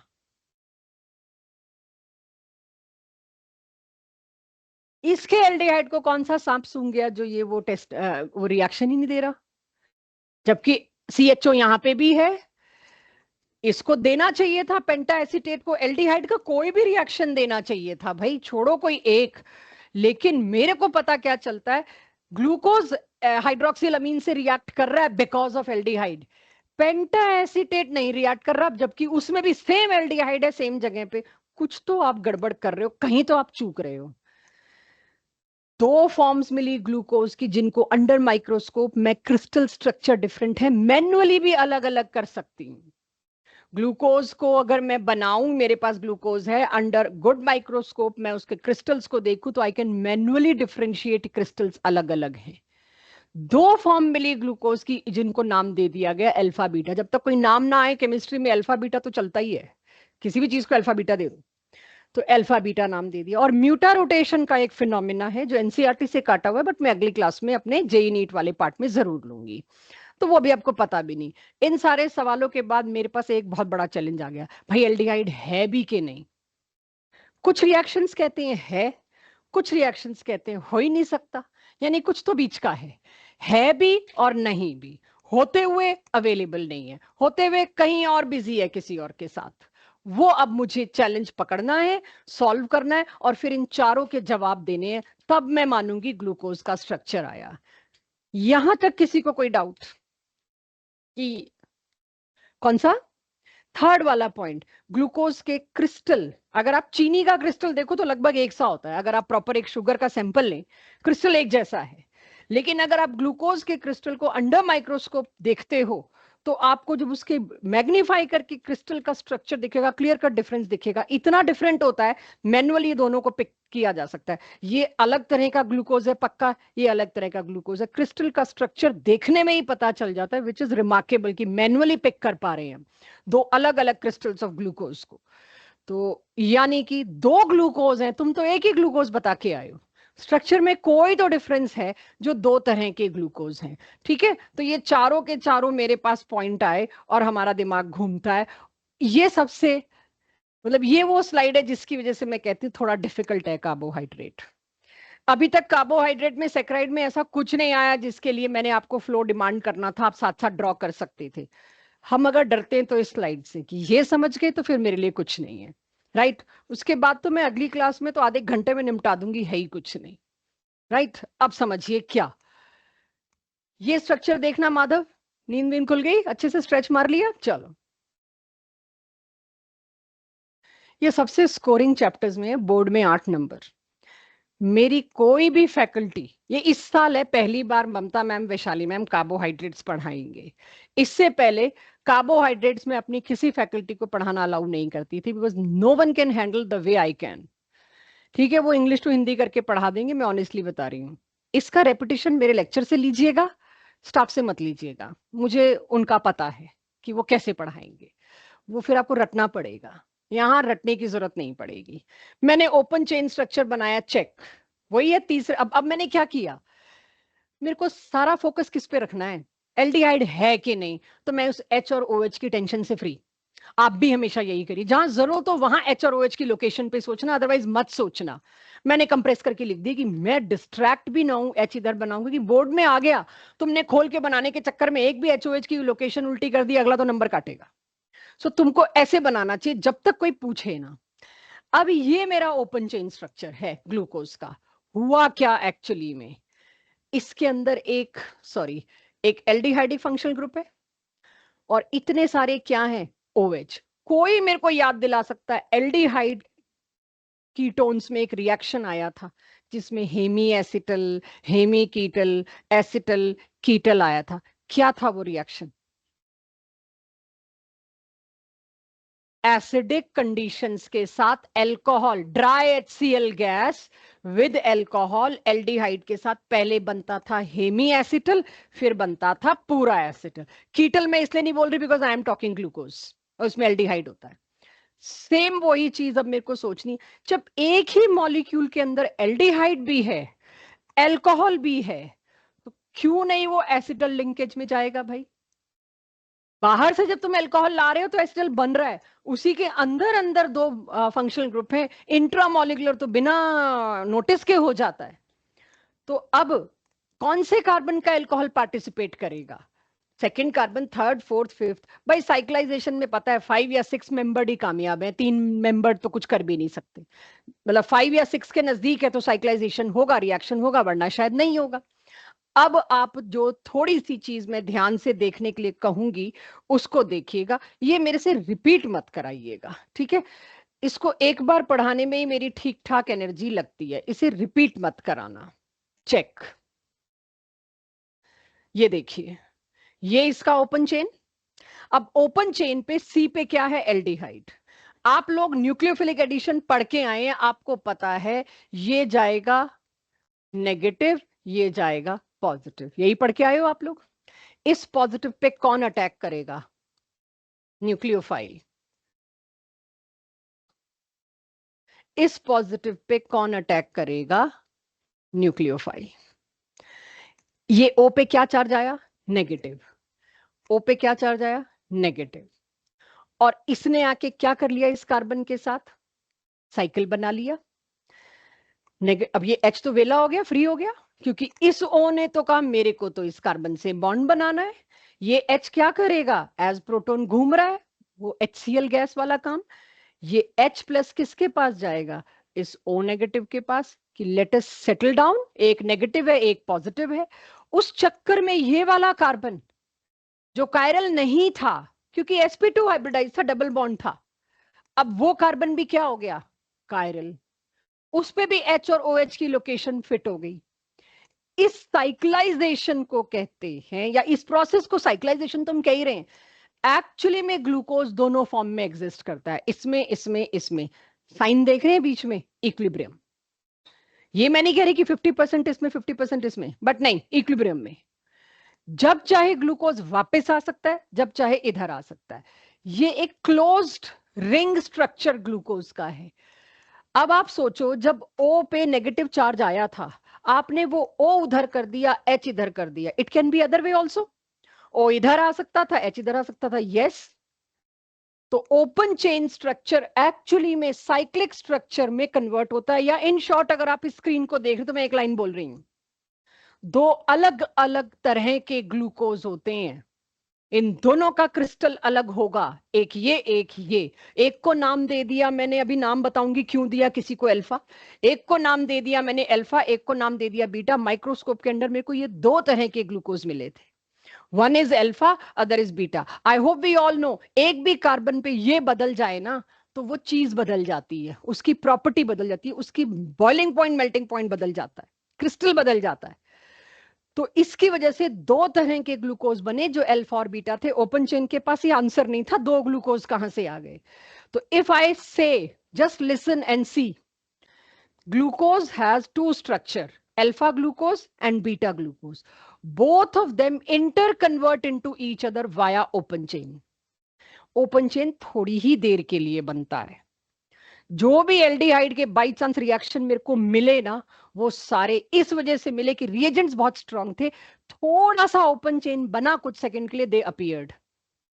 लेकिन जो रिएक्शन एल्डिहाइड के मेरे को मिले ही नहीं, आपने देखा NHSO3 से रिस्पॉन्ड नहीं कर रहा है, ये शिफ्ट बेस के साथ ये रिएक्ट नहीं कर रहा है। आपने देखा तीन बड़े बड़े मैंने डीएनपी, आप डीएनपी टेस्ट नहीं दे रहे और कह रहे हो एल्डिहाइड है। डीएनपी टेस्ट देने के लिए दोनों में से किसी भी एक ग्लूकोज को कुछ देर के लिए ज्यादा अमाउंट में यहां आना पड़ता, but DNP was not so inviting या नॉट सो इंस्टिगेटिंग कि ओपन चेन स्ट्रक्चर ला ही नहीं पाया वो अल्फा और बीटा का, अल्फा बीटा साइक्लिक रहे। किधर है एल्डिहाइड को देख के बता सकता है ही नहीं। इसमें जब एल्डिहाइड नहीं है तुम डीएनपी कैसे मांग रहे हो। डीएनपी तब आएगा जब इनफ ओपन चेन स्ट्रक्चर हो, वो अवेलेबल ही नहीं हो पाया। तो ग्लूकोज के दो साइक्लिक स्ट्रक्चर्स के बीच में एक ओपन चेन स्ट्रक्चर है। Have a look and if any question. वो चारों चीजें मैं एक्सप्लेन करूंगी वन बाय वन, मतलब वो चारों जो ओपन चेन ने नहीं बताए वो इसने बता दिए, एक एक्सप्लेन कर दिया, दो अलग अलग ग्लूकोज कैसे हैं। Any question. कहां एस्टर एसीटल बना, एस्टर के लिए तो दो ओ चाहिए ना एक साथ बेटा, और सी डबल बॉन्ड ओ चाहिए, है किधर, ना ना ना, इसको ईथर, आप ये देखिए COC लिंकेज, आप इसको देख रहे हो, but if you see acetal था क्या, एक ही कार्बन पे अल्कोहल और ईथर, तभी तो मैंने कहा था उसको नया नाम देते हैं, एक ही कार्बन पे दो फंक्शनल ग्रुप आते हैं। तो अब इस कार्बन पे आपके साइड, एक साइड आप ईथर देख रहे हो, एक साइड आप अल्कोहल देख रहे हो, तो मेरे को क्या नया नाम देना पड़ा था उस चैप्टर में, एसिटल। कीटोन थे तो कीटल, तो इसीलिए ईथर और अल्कोहल को मिला के ही तो एसिटल बनता है। तब भी हमने यही देखा था, हेमी एसिटल एक OR और पूरा एसिटल दो OR, वो था क्या, वो यही तो था। Any other question.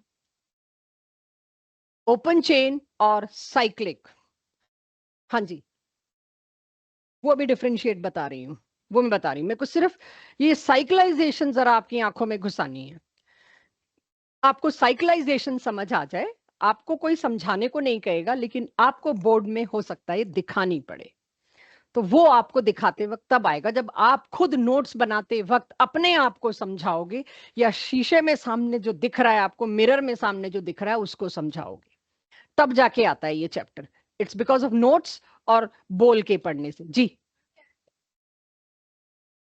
Capital D capital L एक ही चीज डिसाइड करती है, वो ऑलरेडी हो गया। बीच में जो ओपन चेन थोड़ी देर के लिए भी बना है, एक भी मॉलिक्यूल बना है, वो हो गया। मैं कैपिटल डी कैपिटल से आगे आ गई क्योंकि glucose is only capital D.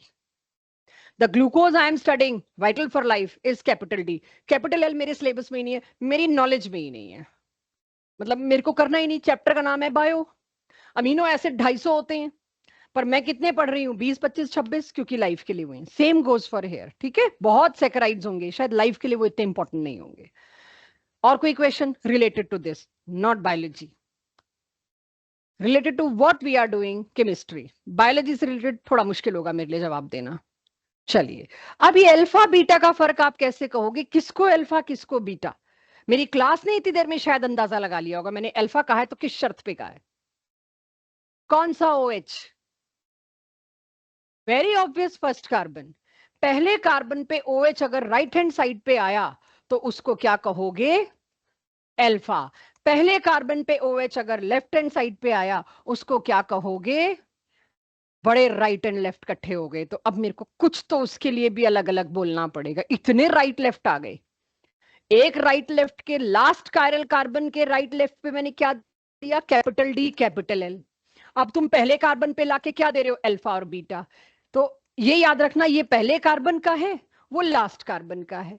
और इन दोनों के दोनों फॉर्म्स को आइसोमर्स तो मैं नहीं कह सकती, राइट, बिकॉज बायोलॉजिकल रोल है और क्रिस्टल की शेप है, बहुत कुछ बदल रहा है। इनको हम क्या कहेंगे? एनोमर्स। तो glucose exist in anomeric form, justify. 1 या 2 नंबर का आपका बोर्ड का क्वेश्चन है। अब 2 एनोमेरिक फॉर्म दोगे बिना डायग्राम के, बनती नहीं बात। तो लोग कहानियां लिखते हैं कि ग्लूकोज 2 एनोमेरिक फॉर्म में है, that is alpha and beta. एक में पहले कार्बन पे OH यहां और एक में यहां, और ये सब लिख लिखा के आ जाओगे। पूरे नंबर नहीं मिलते जब तक दोनों एनोमर्स आप बनाओगे नहीं, ठीक है, चाहे ओपन चेन ना बनाओ। So if I ask you, 6 में से कौन सा कार्बन एनोमेरिक कार्बन है गिरीशा? फर्स्ट। तो एनोमेरिक कार्बन लोकेट कर दोगे आप लोग, और डी और एल सीरीज डिसाइड करने वाला कार्बन लोकेट कर दोगे। चलिए, यानी एक चीज का आप ध्यान रखना है, अगर तो रिंग स्ट्रक्चर है, एल्डिहाइड ग्रुप नहीं है, लेकिन रिंग स्ट्रक्चर हमेशा ओपन चेन के साथ इक्विलिब्रेट करता है, तो कुछ रिएक्शंस एल्डिहाइड के आपको मिल जाते हैं। तो इस वजह से अब मेरे पास ग्लूकोज का स्ट्रक्चर पूरा आ गया। लेकिन क्या ग्लूकोज के स्ट्रक्चर को हर बार मेरे को ऐसे बनाना है? It is little difficult to draw. 2 बार तो आप काट पीट दोगे क्योंकि आपका ये पूरा सेट नहीं बनेगा। उसके लिए हेवॉर्थ प्रोजेक्शन सजेस्ट किया गया कि आप लोग ग्लूकोज के स्ट्रक्चर को हेवॉर्थ प्रोजेक्शन से बनाओ, फिक्स्ड रूल्स के साथ। हेवॉर्थ प्रोजेक्शन क्या है? 3D को 2D में कंप्रेस करने का एक तरीका। जैसे ये पायरन है, हेट्रोसाइक्लिक कंपाउंड है, इसको हम पायरन के नाम से जानते हैं। हेट्रोसाइक्लिक मतलब अलग अलग एटम्स, अलग अलग टाइप के एटम से बनी हुई साइकिल। 5 carbon 1 oxygen. चेक, इसकी साइकिल कितने कार्बन कितने ऑक्सीजन? 5 carbon 1 oxygen. तो कहीं ना कहीं ये पायरन से मैच करता है। इसको पायरन बोला तो इसको भी मैं ये मान सकती हूँ कि पायरन का न्यूक्लियस और इसका न्यूक्लियस सेम है। न्यूक्लियस माने 5 कार्बन 1 ऑक्सीजन, उसका स्केलेटन तो सेम आया, ढांचा तो सेम आया कि 5 कार्बन और 1 ऑक्सीजन ने मिलकर एक साइकिल बना रखी है। तो उस हिसाब से चलूं तो अब आया बच्चों नीचे पढ़ना जरा ग्लूकोज का पूरा नाम जो मैं क्लोज करने वाली हूं, पढ़ना जरा। पायरेनोज। एल्डोहेक्सोज पहले हो गया, अल्फा भी हो गया, शायद कैपिटल डी भी हो गया और पॉजिटिव भी हो गया। ये है ग्लूकोज केमिस्ट्री स्टूडेंट्स के लिए। Why pyranose? क्योंकि उसका structure is similar to pyran nucleus, इसीलिए इसको पायरेनोज बोल दिया गया। अब हेवॉर्थ कहते हैं आप जब भी ग्लूकोज बनाएंगे आपकी मर्जी पे आप एक चीज भी नहीं करोगे, फिक्स रूल बना दिया, टॉप राइट पे ऑक्सीजन बनाएंगे, अब कहीं और ऑक्सीजन नहीं बना सकते। उसके बाद C1 यही होगा, उधर से C1 नहीं शुरू होगा। C1 C2 C3 C4 C5, और जो C5 है उसके ऊपर जो CH2OH है आपको ऐसे ही ऊपर बनाना है, आपको नीचे नहीं बनाना। This is glucose. इसके ऊपर अगर मेरे को आज चांस मिला तो मैंने एक क्वेश्चन बहुत अच्छा निकाल रखा है जेई का पास्ट ईयर, तो एक वो दिखाऊंगी कि कितना इंपॉर्टेंट है ये CH2OH आपके सामने। ये होना चाहिए ग्लूकोज। अब आती है बारी जो बीच के HOH थे उनको कैसे दिखाएं। हेवॉर्थ का रूल, हर वो चीज जो आपके इस स्ट्रक्चर में राइट हैंड साइड पे, आई होप आपको पता है राइट हैंड साइड और लेफ्ट हैंड साइड पे क्या है, वो आप ओपन चेन से कॉपी कर लेंगे। हर वो चीज जो राइट हैंड साइड पे है वो नीचे और लेफ्ट हैंड साइड पे है वो ऊपर, इस तरह से मुझे लगाना पड़ेगा। यानी देखिए this C1 C2 C3 C4 C5, इन तीनों पे आपको पता है कौन से वाला फ्लिप मारता है, थर्ड वाला। तो वो आप H और OH खुद लगाएंगे, लेकिन मैं एक एक चीज पे आऊंगी एट अ टाइम। तो C1, अगर मेरे को अल्फा पहचानना होगा, एक ऑप्शन तो यही दे देंगे इन चारों में से अल्फा कौन सा है। आपको डराने के लिए ये चार स्ट्रक्चर ऐसे बहुत हैं, आप उसी में ही नर्वस हो जाओगे चार इस तरह के हेवॉर्थ वाले स्ट्रक्चर देख के। आपको पता है अल्फा का मतलब क्या होता है, OH कहां हो पहले कार्बन पे, राइट। और मेरे को हेवॉर्थ का रूल पता है, राइट कहां होना चाहिए, नीचे। ये पक्का अल्फा ग्लूकोज है। If I ask you beta glucose बना लेंगे, सिर्फ इसको पलटना है, बीटा ग्लूकोज आ जाएगा। C1 C2 C3 C4 C5 की लोकेशन देख ली सबने। तो ये आपके पास ग्लूकोज कंप्लीट, खत्म, सारे जवाब सवाल आ गए मेरे पास। अगर मेरे पास हेवॉर्थ प्रोजेक्शन आ गया, एग्जैक्टली सिमिलर मेरे पास फ्रक्टोज आएगा। लेकिन वो जो लिमिटेशंस थी चार, क्या उन चारों को आपका ये वाला स्ट्रक्चर एक्सप्लेन कर पाया? चेक। इसमें कहीं एल्डिहाइड दिख रहा है? नहीं। एल्डिहाइड वापस लाने के लिए मेरे को क्या चाहिए, वो इक्विलिब्रियम। वो यहां पर जो ये जो साइकिल बनी है ना, ये टूटे, एल्डिहाइड वापस आए और इधर एल्कोहल आए। एनीवेज, जब आप नोट्स बनाएंगे तो आपको ये स्लाइड बहुत जरूरी होगी, क्योंकि आप इस पूरी क्लास में अगर कहीं अटकेंगे तो एक ही जगह, ओपन चेन की स्ट्रक्चर्स की जो कमियां थी वो आखिर क्लोज चेन एक्सप्लेन कैसे कर पाया। आपको बाकी सारा लर्निंग का है, सिर्फ आपका दिमाग थोड़ा सा इस्तेमाल होगा। तो यहां DNP वाला टेस्ट था, NaHSO3 वाला था, शिफ्ट बेस वाला था, जो अभी आपको पता नहीं, लैब केमिस्ट्री अगली क्लास में लूंगी उसमें आएगा। They are not so strong reagents, इतने स्ट्रॉन्ग रिएजेंट्स थे ही नहीं कि वो इस इक्विलिब्रियम को टुवर्ड्स दिस साइड डिस्टर्ब कर पाए, ओपन साइड। इक्विलिब्रियम में क्या था, ओपन स्ट्रक्चर बहुत कम बन के रहता है, बहुत ही नेग्लिजिबल। सारा का सारा ग्लूकोज या बीटा फॉर्म में रहता है या अल्फा में। आप सोचिए ना कैसे रहेगा, बीटा से कूद के इधर आया और उसके बाद सीधे उधर चला जाता है, तो बहुत कम देर के लिए रहता है। ये वाले एजेंट्स इतने स्ट्रॉन्ग थे ही नहीं कि दोनों साइड में से किसी के भी इक्विलिब्रियम को इतना डिस्टर्ब कर सके भाई थोड़ी देर ओपन में रहो, क्योंकि हमें रिएक्ट करना है। इसलिए हमें ये रिएक्शंस नहीं मिल पाए, हमें इनका कंफर्मेटरी मिल ही नहीं पाया, ये चैलेंज आया। दूसरी चीज एक और थी, आपको याद हो, पेंटा एसिटेट वाली। और ये मेरे को नोट्स इतने लिख के इसलिए बनाने पड़े कि जब मैं पढ़ा के बाद में आपसे DPP और टेस्ट में ये चीज पूछती थी तो बच्चों के पास जवाब नहीं होता था। तो I have written each and everything की एक एक एक्सप्लेनेशन इन नोट्स में मिलनी चाहिए कि ग्लूकोज के पेंटा एसीटेट में हाइड्रोक्सिलमीन क्यों नहीं बन रहा था, जबकि ग्लूकोज में हाइड्रोक्सिलमीन बन रहा था, हाइड्रोक्सिलमीन के साथ रिएक्शन होकर ऑक्सीम बन रहा था। अगर आपको ना याद आ रहा हो तो मैं आपको फिर से बता दूं लिमिटेशंस। नंबर 2, ग्लूकोज NH2OH के साथ रिएक्ट करके ऑक्सीम बना रहा है, लेकिन उसका पेंटा एस्टेट नहीं बना रहा। इतना दबा के असर्शन रीजन में पूछा हुआ है ये जेई नीट में। मतलब ये ऐसा है जो आता होगा तो आपको 2 सेकंड लगने हैं आपको टिक करने में कि हाँ ये करेक्ट एक्सप्लेनेशन है कि नहीं, और सारी एक्सप्लेनेशन करेक्ट सी लग रही होती है जब हमें आता नहीं है ढंग से। तो मेरे को यहाँ पे पूछना है पेंटा एसिटेट ने एल्डिहाइड का कैरेक्टर क्यों नहीं दिखाया। इसका जवाब ढूंढने में मेरे को बहुत टाइम लगा, मुझे बहुत किताबें छाननी पड़ी। मतलब 3-4 साल से ही इसका ढंग का जवाब हमारे पास आया, हमें बहुत पढ़ना पड़ा कहाँ कहाँ, ये नॉर्मली इसका जवाब दे नहीं रखा कहीं, NCERT तो खैर भूल ही जाओ। तो बहुत कम बुक्स में मुझे मिल पाया, तो हमने कुछ कुछ इधर उधर से पढ़ पढ़ा के ढूंढा इसका आंसर कि पेंटा एसिटेट ये होगा। चेक, एक बार देख लो, क्योंकि पहले आपने पेंटा एसिड ओपन चेन का बनाया था जब हम स्ट्रक्चर इल्यूसिडेट कर रहे थे। अब मैं क्लोज्ड रिंग स्ट्रक्चर का पेंटा एसिड बना रही हूं, मैंने एसिड को AC लिख दिया just to save our time. सारे अल्कोहल एसिडेट बना डालेंगे, ये भी, ये वाला अल्कोहल तो उलझ गया। आप जब ओपन, एक सेकंड देना, ठीक है आदि, आप जब ओपन चेन कर रहे थे तो आप क्या सोच रहे थे, एक एल्डिहाइड है, 5 अल्कोहल है। जब आप रिंग में आए, एल्डिहाइड तो है ही नहीं, और अल्कोहल कितने हैं, 5। क्योंकि एक एल्कोहल तो एसिटल में गया, देयर इज नो एल्कोहल। अभी भी एल्कोहल 5 ही है, चाहे ओपन चेन लो चाहे क्लोज चेन लो, तो ये कंफ्यूज मत होना। अब 5 जो एल्कोहल थे, पांचों एसिटेट बनाएंगे। ओपन चेन के पास ये आंसर ही नहीं था कि एल्डिहाइड वाला कहां से एसिटेट बना सकता है, लेकिन यहां तो ये एल्डिहाइड वाला कार्बन जो ऑलरेडी OH बन चुका है उसने भी एसिटेट बना रखा है। Now coming to actual question, ये क्यों नहीं हाइड्रोक्सिलमीन का टेस्ट देता? Why pentaacetate is not giving, जबकि ये देता है? चेक कर लो एक बार, ये ओपन चेन है ग्लूकोज का, ये पेंटास्टेट। पहले इन दोनों डायग्राम्स को ढंग से देख लो ताकि आपके एक्सप्रेशन से मुझे कंफ्यूजन ना दिखाई दे, तभी मैं आगे बोल पाऊंगी। ये ग्लूकोज है एवरीवन, और ये क्या है? पेंटास्टेट। तुम इसको NH2OH हाइड्रोक्सिलमीन जब देते हो, बहुत ध्यान से समझना इसको, इसके लिए स्टाफ मुझे नहीं लगता आपको दे पाएगा एक्सप्लेनेशन, यहीं से लेनी पड़ेगी।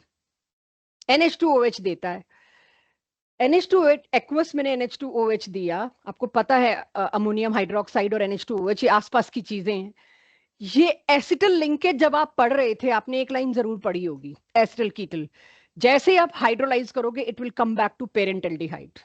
ये एसिटल कीटल में साफ बोला हुआ है, आप हाइड्रोलाइज करिए पेरेंट एल्डिहाइड पेरेंट कीटोन वापस मिल जाएगा। तो ये तो इमीडिएटली तोड़ के इक्विलिब्रियम बना के वापस ओपन चेन में आने को तैयार है, इसके पास एल्डिहाइड आ जाएगा। एल्डिहाइड आते ही ये NH2OH के साथ मिलके ऑक्सीन दे रहा है, क्योंकि एसिडल लिंकेज का तो फ्यूचर ही इक्विलिब्रियम है, वो तो हमेशा इक्विलिब्रियम में। लेकिन जब आपने बना डाला पेंटा एसिटेट, अब कैसे आएगा? यहां पर मेरे को OH चाहिए था ना, तो ये रीजन में लाइन लिखी मिलती है, पेंटा एसिटेट ऑफ ग्लूकोज में there is no free OH group so that aldehyde can come back. यहां पर OH होता तब ना एल्डिहाइड बनता, कैसे? ये H वापस इसके पास लौटता, यहां डबल बॉन्ड आ जाता। अगर आप देखें तो इक्विलिब्रियम में यही हो रहा था। अब पेंटा एस्टेट आप बना के खड़े हो गए, इसमें कोई फ्री OH ग्रुप ही नहीं छोड़ा आपने, एल्डिहाइड वापस कैसे आएगा? इसीलिए उसी ग्लूकोज का पेंटा एसिडेट NH2OH के साथ नहीं रिएक्ट कर रहा, लेकिन उसी ग्लूकोज का ओपन चेन अकेला वो NH2OH के साथ टेस्ट दे रहा है। यहां से ये सवाल बोर्ड्स में भी आ चुका है, आप अभी एनसीईआरटी उठाइए, लिमिटेशन दे रखी लेकिन इसका एक्सप्लेनेशन नहीं दे रखा। ओपन चेन की लिमिटेशन में दूसरा पॉइंट एनसीईआरटी ने यही डाल रखा है, पेंटा एसिटेट। फिर हम सोचते हैं जहां क्लोज चेन बना दिया होगा वहां इसका रीजन दे रखा होगा, कोई नहीं दे रखा, वो रीजन सिर्फ क्लासरूम में डिस्कस होता है। तो one more time I am telling you, उसके बाद डाउट हो तो प्लीज कम टू मी, कि आपके पास जब ग्लूकोज का ओपन चेन स्ट्रक्चर था वो इक्विलिब्रेट कर सकता था वापस से एल्डिहाइड में। कैसे कर सकता था? क्योंकि हमें पता है क्या करना है वापस जाने के लिए। इसने ये वाला, ये जो आपके पास एसिटल लिंकेज बनी, इसमें क्या करना है? ये H कहेगा मुझे अपने घर वापस जाना है, राइट? ये कहेगा ठीक है जाओ मेरा बॉन्ड मेरे को लौटा दो, बॉन्ड लौटा दिया, एल्डिहाइड बन गया फिर से। तो ये तो आपस में लेन देन चलता रहता है इनका। तो क्यों चलता रहता है? इसके पास फ्री OH ग्रुप है, लेकिन जैसे ही आपने इसका पेंटा एस्टेट बना के खड़ा कर दिया, OH छोड़ा नहीं, इसका वो एल्कोहल तो गया एस्टर लिंकेज में, अब इसके पास H है ही नहीं O वाला जो घूम के वापस इसको एल्डिहाइड बना दे। इसीलिए pentaacetate cannot hydrolyze back to produce open chain and aldehyde and give the same test. ये assertion reason आपको बहुत past years में देखने को मिलेगा without its explanation. ये explanation मुझे भी बड़ी मेहनत करके ढूंढनी पड़ी है, टाइम लगा है जिसमें। तो एक बार समझने के बाद जब आप नोट्स बनाएंगे तो आई थिंक आपको एक ग्रेस्प होगा, और अगली क्लास में मुझे मौका मिलेगा, मैं पास्ट ईयर इसके तो कराऊंगी यहीं पे, क्योंकि बायो है, नॉट ओनली बायो, उसके बहुत गंदे गंदे स्ट्रक्चर जो 4 ऑप्शन में आते हैं जो बहुत इजी होते हैं उसकी प्रैक्टिस होगी। इसीलिए ये स्लाइड 30 बनी हुई, क्योंकि मैंने पास्ट ईयर अमीनो एसिड्स के, प्रोटीन्स के, न्यूक्लिक एसिड के सारे इकट्ठे कर रखे हैं इसके अंदर, कि मैं दिखा दिखा के आपसे स्ट्रक्चर्स डिस्कस करूंगी ताकि आपका एक पूरा रिवीजन भी हो जाए। डन? ये क्लियर सबको? सब कुछ सिमिलर बेसिस पे ये रहा फ्रक्टोज। फ्रक्टोज देखो और मुझे 2-3 सवालों के जवाब चाहिए, आराम से देखो। हर वो चीज जो ग्लूकोज में करी गई वो फ्रक्टोज में करी गई, not part of your syllabus. सीधे फ्रक्टोज का structure is part of your syllabus. देखना फ्रक्टोज क्या है। मैंने ओपन चेन भी बना रखा है, मैंने रिंग भी बना रखा है, मैंने हेवॉर्थ भी बना रखा है, और मैंने उसके भी अल्फा बीटा बना रखे। मैं 4 सवाल पूछूंगी आप लोगों से तब आगे बढ़ूंगी।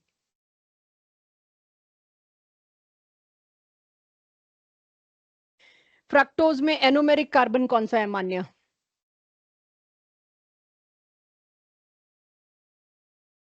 एनोमेरिक कार्बन वो होता है जो अल्फा और बीटा डिसाइड करता है। ये रहा अल्फा, ये रहा beta, second carbon, first carbon नहीं। तो पहला फर्क, ग्लूकोज में एनोमेरिक कार्बन कौन सा था? फर्स्ट।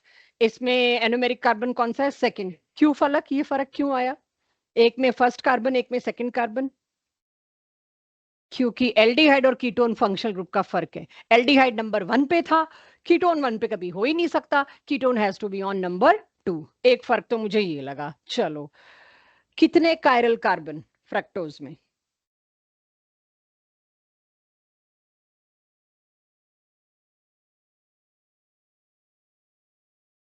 ऑनलाइन वाले बच्चे भी प्लीज इन्वॉल्व हो जाओ।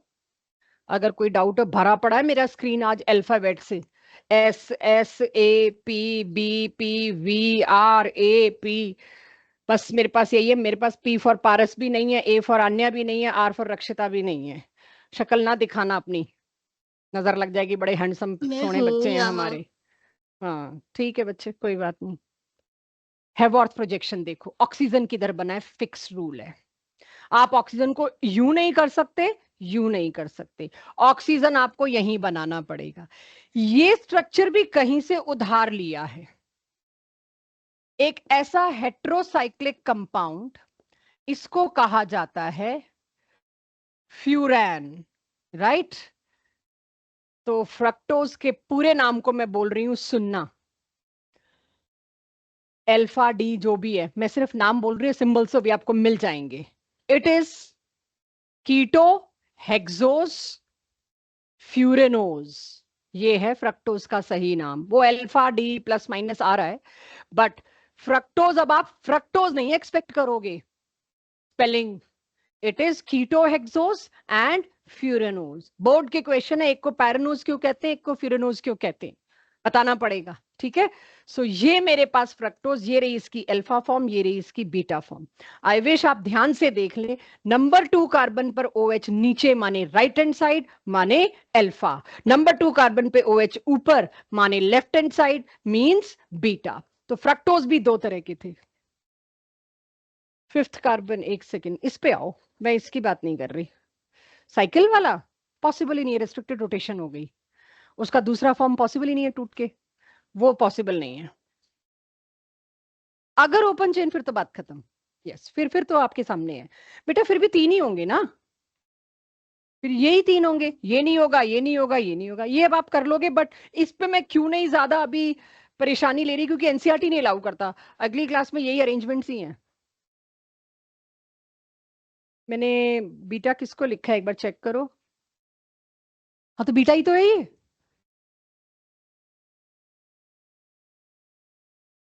मैंने इसको इसको कह रहे हो OH right hand side, second carbon, ठीक है, वो इधर है ना, इसलिए 1 और 2। और बोलो बच्चों, कोई दिक्कत इसमें? क्लियर सबको? भाभी नहीं, कोई डाउट इसमें? याद हो जाएगा? अरे आज का तुम्हारी बायो वालों के लिए थोड़ी इज्जत बढ़ जाएगी, ये बता रही हूँ। You will respect bio people now, what they are doing, not your cup of tea at all. एक स्पेलिंग इधर की उधर हो जाए तो पूरा फाइलम और वो सब चेंज हो जाता है, कुछ कुछ ऐसा ही होता है, शायद हमने भुगता हुआ है ये। अब मोनोसेक्राइड्स खत्म, last part of carbohydrates, that is disaccharide and polysaccharide. तड़ निकालूंगी अब ये, क्योंकि बचा कुछ नहीं। डाइसेक्राइड का मतलब क्या होगा? दो मोनोसेक्राइड अगर आपस में जुड़ के कुछ भी बनाए तो उसको मेरे को क्या बोलना पड़ेगा? डाइसेक्राइड। वन मोर टाइम, दो न्यूक्लिक एसिड जुड़ते थे, दो न्यूक्लियोटाइड जुड़ते थे माधव, तो लिंकेज क्या थी? प्रभव, लिंकेज क्या थी? जानवी। अगर दो न्यूक्लियोटाइड्स ज्वाइन होते हैं, उस लिंकेज को क्या बोलते हैं? सबसे मुश्किल सवाल पूछा है, ये मैं मानती हूं। तो ये कह सकते हो आपने रहम नहीं किया हम पे। एग्रीड। धृति, दो न्यूक्लियोटाइड जब जुड़ा करते थे, कॉपी में देख के दे दो यार, कोई बात नहीं, टेस्ट थोड़ी है माधव, इफ यू वांट। दो न्यूक्लियोटाइड जुड़ते थे तो उस को क्या कहते थे? सृष्टि आप नहीं देंगे आंसर, अगर दे सके अरीवा, सॉरी। हाँ रक्षिता, बोलो बच्चे, क्या कहते थे उसको? Phosphodiester bond. Yes, phosphodiester linkage. दो अमीनो एसिड की लिंकेज। पॉली नहीं आता, पेप्टाइड। पानी नहीं पीने दिया तुमने मेरे को गलत बोल के। It is peptide. दो मोनोसेक्राइड्स अगर कंबाइन करते हैं तो उस लिंकेज को कहते हैं ग्लाइकोसाइडिक लिंकेज। घिसा पिटा सवाल है बोर्ड का। Differentiate between two nucleotide nucleoside, glycosidic linkage and peptide linkage. घिसा पिटा सवाल है, you will find lot of places this question. अब मेरे को ग्लाइकोसाइडिक लिंकेज दिखानी है आपको। दो शुगर्स या दो सेकेराइड्स आपस में कैसे कंबाइन करते हैं, उसके लिए पहले तो मुझे एक ऐसी शुगर चाहिए या ऐसा सेकेराइड चाहिए जो डाइसेकेराइड हो। तो आपके सिलेबस में 3 डाइसेकेराइड है, मैं 2 कराऊंगी, एक होमवर्क में डालूंगी। डायग्राम मेरे पास है, पूरा विजुअल पूरा मेरे पास है, वो आपको दिखा दूंगी, बट होगा वो होमवर्क। सुक्रोज, ये डेक्स्ट्रो रोटेटरी होता है। I hope we all know dextrorotatory now. Sucrose is dextrorotatory sugar या sucrose is dextrorotatory disaccharide. जब अब डाइसेक्राइड है, आप हाइड्रोलाइज करोगे, एक वाटर मॉलिक्यूल लगेगा, दो को तोड़ने में एक। इस एक वाटर मॉलिक्यूल से एक तो निकलेगा ग्लूकोज, एक निकलेगा फ्रक्टोज। दोनों का फॉर्मूला सेम होता है, बट मैंने लिखा नहीं। पता क्या लगता है, वो जो ग्लूकोज है लाइफ के लिए इंपॉर्टेंट, अल्फा और डी रटा है इतना। फ्रक्टोज में ये बात मिस हो गई थी, बीटा और डी। मैंने कहा था आगे आएगा, डी और नेगेटिव को बाद में बात करेंगे। फ्रक्टोज जो मेरे लिए वाइटल है वो भी डी सीरीज है, बट बीटा है। और ग्लूकोज जो मेरे लिए वाइटल है वो अल्फा है, ये याद रखिएगा। हैं दोनों डी सीरीज।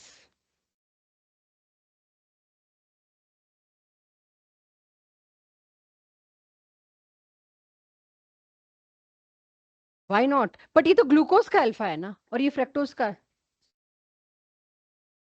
अल्फा और बीटा दो फॉर्म एग्जिस्ट करती हैं, अलग अलग स्ट्रक्चर्स हैं, लेकिन जब सुक्रोज को किया गया उसके अंदर जो ग्लूकोज निकला वो अल्फा वाला था। यही सीखना है डाइसेक्राइड्स में।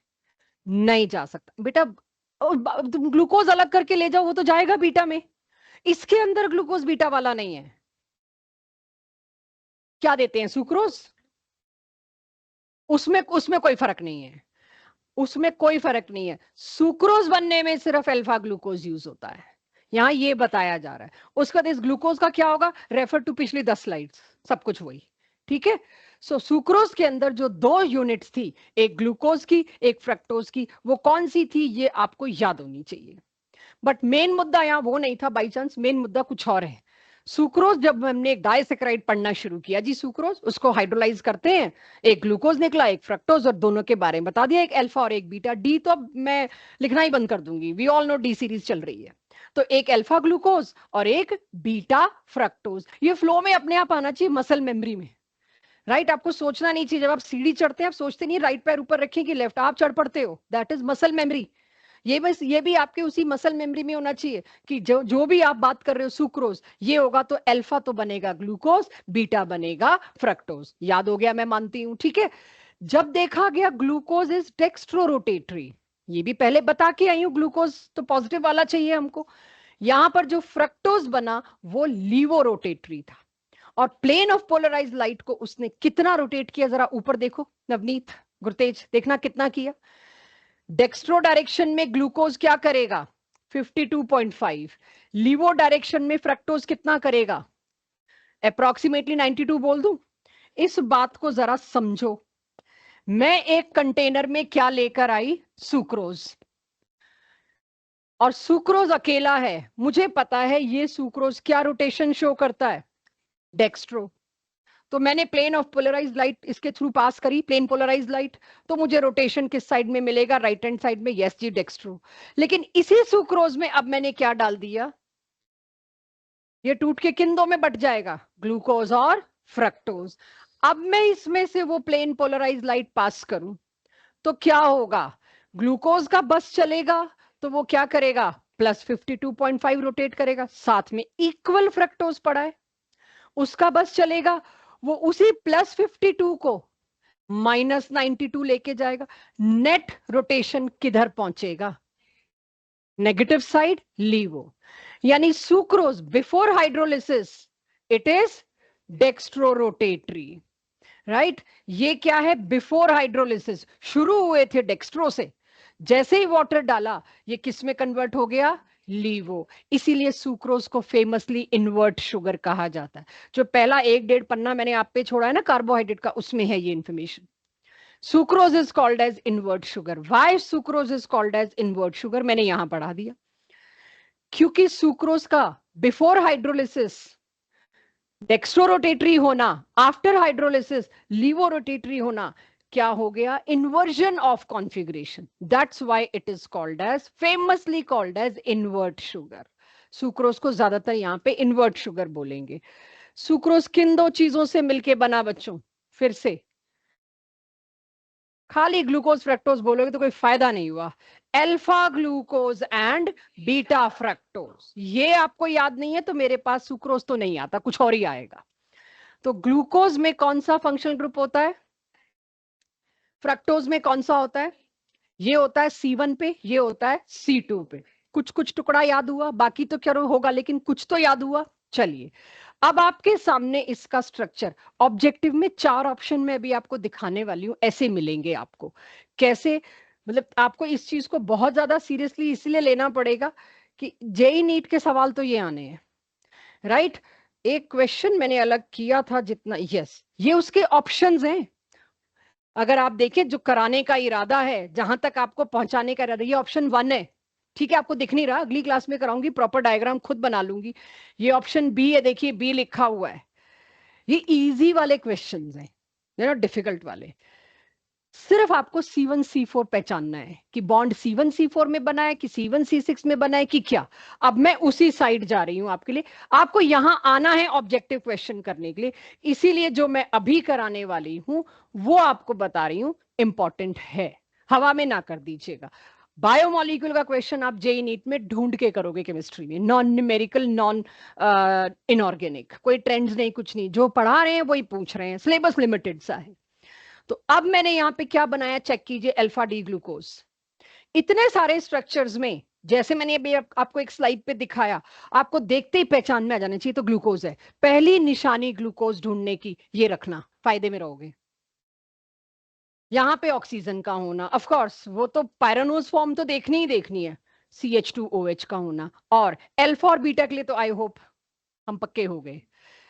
ये डी, आखिरी कायरल कार्बन पे OH कहां होता है ये याद रखना, ठीक है। ये याद रखना, तो बाकी तो देखिए डंडों से ही काम चल गया मेरा। अब मैंने आपको यहां पे दिया alpha D glucose, beta D fructose. I want to see क्या किसी ने कुछ अब ऑब्जर्व कर रहे हैं बीटा डी फ्रक्टोज में। पहले का स्ट्रक्चर याद होगा तभी आप इसमें कुछ ऑब्जर्व कर पाओगे। मैं फिर भी दिखा दूं अगर नहीं ऑब्जर्व हो, but if somebody is able to observe. मैंने फ्रक्टोज सही बनाया मिथिलेश? बीटा फ्रक्टोज मैंने सही बनाया है। बीटा माने CH2OH कहां होना चाहिए था, लेफ्ट साइड पे। लेफ्ट वाले को हम ऊपर बनाते हैं, मैंने बीटा होते हुए भी इसको नीचे बनाया है। यस, हाँ, एक एक इसने भी यही किया और आपने भी यही ऑब्जर्व किया। क्या ऑब्जर्व किया आपने 5th कार्बन पे ऊपर H लिखा है, OH नहीं आना चाहिए। अच्छा, फ्रक्टोज में 5th कार्बन पे ये है, फ्रक्टोज का 5th कार्बन। हाँ, देखना बच्चे, तो यहाँ H ही है बेटा, चाहे तो अच्छा अच्छा, यहां से ओके। देख लो, यहाँ पे भी आप देखोगे तो 2-2 H है, ठीक है। एनीवेज वापस आओ, दो लोगों ने तो बता दिया कि क्या किया है मैंने, बाकी और भी देखें। मैंने पिछली स्लाइड्स पे फ्रक्टोज आपको कैसे बना के दिया, वॉच माय हैंड, ऐसे। थंब मेरा किस साइड था, 5th कार्बन पे, और ये मेरी छोटी फिंगर किस साइड पे थी, C1 की साइड, राइट। ऐसे था। तो कोई चीज अबव और बिलो द प्लेन होगी तो ऐसे होगी। आप इतनी देर से फ्रक्टोज को ऐसे देख रहे थे, ये चीज थी अबव द प्लेन, ये चीज थी बिलो द प्लेन। हमने तो 3D को 2D में कंप्रेस किया ना। OH ये राइट मान लिया, ये लेफ्ट मान लिया, ये इस तरह से फ्रक्टोज दिया मैंने आपको। अब आप सोच के देखिए, यहां पर फ्रक्टोज मैंने क्या कर दिया, सारे फ्लिप होंगे। जो चीज अबाउ द प्लेन थी वो बिलो द प्लेन गई, मेरे को फ्रक्टोज इसको मोड़ के बनाने की जरूरत क्यों पड़ी? एनसीईआरटी में ऐसे दे रखा है, तो ऑब्जेक्टिव में ऐसे आएगा, बैठो क्या करोगे? क्योंकि उन्होंने दिखाना है ग्लूकोज का C1 और फ्रक्टोज के C2 ने आके बॉन्ड बनाना है। अब हेवॉर्थ ने आगे रूल दे दिया, खबरदार जो तुमने अपनी मर्जी से कोई पोजीशन करी थी, क्योंकि हम 3D को 2D में कंप्रेस कर रहे हैं। आपको हेवॉर्थ को मानना है तो आपको फ्रक्टोज ऐसे बनाना है, क्योंकि हेवॉर्थ ने ये बात सोच के मुझे स्ट्रक्चर दिया कि अब तुम हिलाओगे नहीं, ये है फ्रक्टोज। जब तुमने इसको पलट दिया तो जो चीज अबव द प्लेन थी वो चीज बिलो द प्लेन चली गई, जो चीज राइट हैंड साइड पे उन्होंने रखी वो लेफ्ट हैंड साइड पे चली गई। यानी अगर आपको फ्रक्टोज कहीं पर C2 फेसिंग ऐसे बनाना पड़ेगा, आपको हरेक को फ्लिप करना पड़ेगा, ये चीज दिस। तो अब हमने क्या किया यहां पे, फ्रक्टोज हेवॉर्थ के नियम के खिलाफ बनाया। व्हाट हेवॉर्थ सेड, ऑक्सीजन यहां बनाओ, ठीक है, C1 यहां रखो। मैंने C1 यहां नहीं रखा, अदरवाइज मैं बॉन्ड की लाइन कैसे दिखाती? यहां का C1 वहां का C2 मेरे को क्रॉस करके लाइन दिखानी पड़ती, आई कैन नॉट, मुझे भी तो फिर एडजस्टमेंट करने पड़े। तो जब मैंने इसको पलटा तो आप देखिए सारे पलट गए। तो फ्रक्टोज के लिए और ग्लूकोज के लिए अब आमने सामने आना बड़ा आसान हो गया। अब मैं आपको, अब तो कोई सिर्फ फॉर्मेलिटी रह गई। ये दो OH, एक बड़ा अच्छा लिविंग ग्रुप दिख रहा है, वाटर निकलेगा बाहर, और इस वाटर के निकलने के बाद जो जो बॉन्ड बनेगा, मैं अभी इसको आपको दिखा देती हूं, और आप बुक्स में देखेंगे, डायग्राम्स मैंने निकाल रखे हैं अभी गूगल से आपको दिखाने के लिए कि इतने सारे तो मैं कैसे ही बनाती। यहां से H गया बच्चों, और यहां से क्या गया, OH। इस ऑक्सीजन को अब क्योंकि लिंक में आ गया, थोड़ा बीच में डाल देती हूं, ऐसे मिलेगा आपको sucrose. This linkage is called as glycosidic linkage. अब कोई मेरे से ग्लाइकोसाइडिक लिंकेज का डिफरेंस या डेफिनेशन पूछ ले और मैं ये बनाने बैठ जाऊं, मेरी कोशिश तो होगी मैं बनाऊं, लेकिन नहीं है आपके पास उतनी टाइम, स्पीड या प्रैक्टिस, नहीं बना सकते तो I don't mind this. Glucose fructose C1 C2 linkage is glycosidic linkage in sucrose. Information तो दे दी ना मैंने। कोई मेरे से ग्लाइकोसाइडिक लिंकेज में एग्जांपल पूछ रहा है, it is going to consume my time, and I feel उस वक्त अपनी रैशनल थिंकिंग से कि मैं इतना नहीं दे सकती, या मेरे पास इतना टाइम नहीं है, या मैं मैनेज कर लूंगी, तो मेरे को इंफॉर्मेशन ऐसे देनी चाहिए। ग्लूकोज का C1 फ्रक्टोज का C2 आपस में ग्लाइकोसाइडिक लिंकेज बनाते हैं, and it gives us sucrose. ये आपके पास आया। अब एक और सवाल का जवाब दीजिए, अगर ग्लूकोज फ्रक्टोज ढंग से सुना है आपने तो। दोनों के दोनों लिंकेजेस देखिए जरा, एक का C1 एक का C2, दोनों के OH को इन्वॉल्व किया। क्या दोनों में से किसी में भी एल्डिहाइड या कीटोन ग्रुप फ्री अवेलेबल हो पाएगा? अगर मेरे को एल्डिहाइड ग्रुप इसका ग्लूकोज का फ्री चाहिए तो मेरे को वो रिंग तोड़ना पड़ेगा, टूटेगा रिंग, कोई दिक्कत नहीं है। लेकिन अगर OH हो तो, इसका OH तो हम खा गए, OH होगा तो एल्डिहाइड वापस लौटेगा। इसका OH कहां चला गया, ग्लाइकोसाइडिक में सेक्रीफाइस हो गया। फ्रक्टोज में कीटोन कहां था, दूसरे कार्बन पे, उसमें भी कीटल बनता है, उसका भी मैं कीटोन वापस ला सकती हूं। अगर दूसरे कार्बन पे OH मौजूद है तो कभी भी उस दूसरे कार्बन का OH डबल बॉन्ड O में कन्वर्ट होगा और कीटोन बन सकता है। इसका दूसरे कार्बन का OH फिर सेक्रीफाइस हो गया। ये उन चुनिंदा डाइसेक्राइड्स में है जिसमें ना एल्डिहाइड फ्री बचा ना कीटोन फ्री बचा। ये टोलेंस को रिड्यूस नहीं कर पाएगा। तुम ले आओ टोलेंस। अब टोलेंस टेस्ट में मेरे कैंडिडेट बढ़ गए। अभी तक टोलेंस टेस्ट में एल्डिहाइड कीटोन अल्कोहल डाल देती थी, अब मैं डाइसेक्राइड्स डालूंगी इंटीजर टाइप में। सुक्रोज फेमसली किस नाम से जाना जाता है, invert sugar, you know why, plus reducing sugar. मैंने यहां पर क्या लिया, नॉन रिड्यूसिंग, सॉरी रिड्यूसिंग भी आएगा, अभी एक सेकंड देना मेरे को, वो भी लाऊंगी। तो सुक्रोज क्या है, रिड्यूसिंग की non reducing? Non reducing. Why it is non reducing? ना इस पे एल्डिहाइड वापस आने का रास्ता छोड़ा तुमने, ना कीटोन। बट आप लिखोगे कैसे, एसर्शन रीजन में क्या एक्सपेक्ट करोगे, because in glycosidic linkage between glucose and fructose aldehyde and ketone group is already involved. No free aldehyde group. That's why it do not reduces tolerance. It is non-reducing sugar. जो भी disaccharide में दूं, मुझे याद नहीं मैं क्या sucrose पढ़ा रही हूं आपको, तो अभी सुक्रोज की बात आ रही है, अभी आगे और भी आएंगे, तो आपको अब हर एक में देखना है। जिसमें भी C1 C2 गया ग्लूकोज फ्रक्टोज का, उसके पास एल्डिहाइड कीटोन नहीं बचा, वो नॉन रिड्यूसिंग शुगर्स में आएगा। तो जो पहला पेज है उसमें यही सारी चीजें थी, मैं अलग से बताती, उससे बेटर है मैं बीच में लाई। एक बार जरा इसको देखिए और मुझे बताइए, anything you want to know. मुझे पता नहीं है जूम इन क्यों नहीं हो रहा है, इसमें कोई चीज आपको बॉदर कर रही हो तो फिर नीचे का बाद में बताऊंगी। क्लियर? ये जितना कुछ भी मैंने बोला उसको मैंने फिर शॉर्ट में नीचे लिखा है। नो फ्री फंक्शनल ग्रुप, ना तुम्हारा एल्डिहाइड बचा, कीटोन बचता, वो ऐसे भी टोलन को रिड्यूस नहीं कर रहा, लेकिन मैं इसीलिए इस तरह से बोल रही हूं, दो ग्लूकोज आएंगे तब आपको पता हो दोनों में एल्डिहाइड होते हैं, तो इसीलिए मैंने एक जनरल स्टेटमेंट लिखी, कोई फ्री फंक्शनल ग्रुप नहीं बचा टोलेंस को रिड्यूस करने के लिए, इसीलिए sucrose is non reducing sugar. ये 1 मार्कर के क्वेश्चन है बोर्ड के कि कौन सी शुगर नॉन रिड्यूसिंग है और क्यों, बता पाएंगे इस चीज को एवरीवन?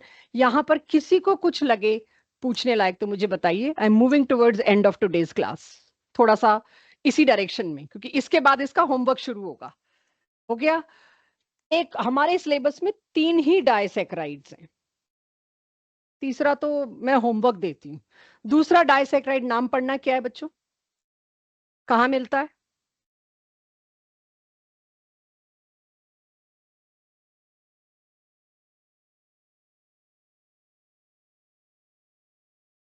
ओके, फर्मेंटेड फूड में, इसका मतलब सारे फर्मेंटेड फूड में। बाण में था, ओके। बाण क्या होता है, कई लोगों को नहीं पता, बायो वाले बताएं भी माल्टोस किधर मिलता है, और एक तो आगे इंफॉर्मेशन एग्रीड, बट बिल्कुल मान गई मैं। फ्रूट्स में कौन सा फ्रूट, एक तो बता दो। एप्पल में, it's a guess, it's a guess. Peaches. Peaches में कहां से आ रहा है ये? रक्षिता। नहीं, रक्षिता नाम नहीं पूछा, सोर्स क्या है इस अच्छा। इंफॉर्मेशन का? माल्टोस। सोर्स क्या है इस इंफॉर्मेशन का, कहां से ला रही है इंफॉर्मेशन? किसी बायो के टॉपिक में बायो में पढ़ाया गया कराया है? था, मतलब 11th में एक बार बताया था। कंफर्म करके बताइएगा, अदरवाइज नहीं। सोर्स कंफर्म है, प्रॉपरली। हमें लिखवाया था, मतलब मुझे पता अच्छा, है। किसी प्रिंटेड बुक का स्क्रीनशॉट भेजिएगा मेरे को, ठीक है? ओके। हम जैसे ही लिखवाते होंगे गलत सॉरी बोल देंगे, क्या है।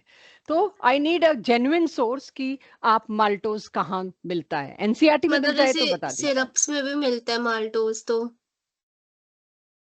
कुछ सिरप्स मैं वगैरह। अगर पूछूं किस नेचुरल सोर्स में माल्टोस होता है, my purpose is this. Wheat में।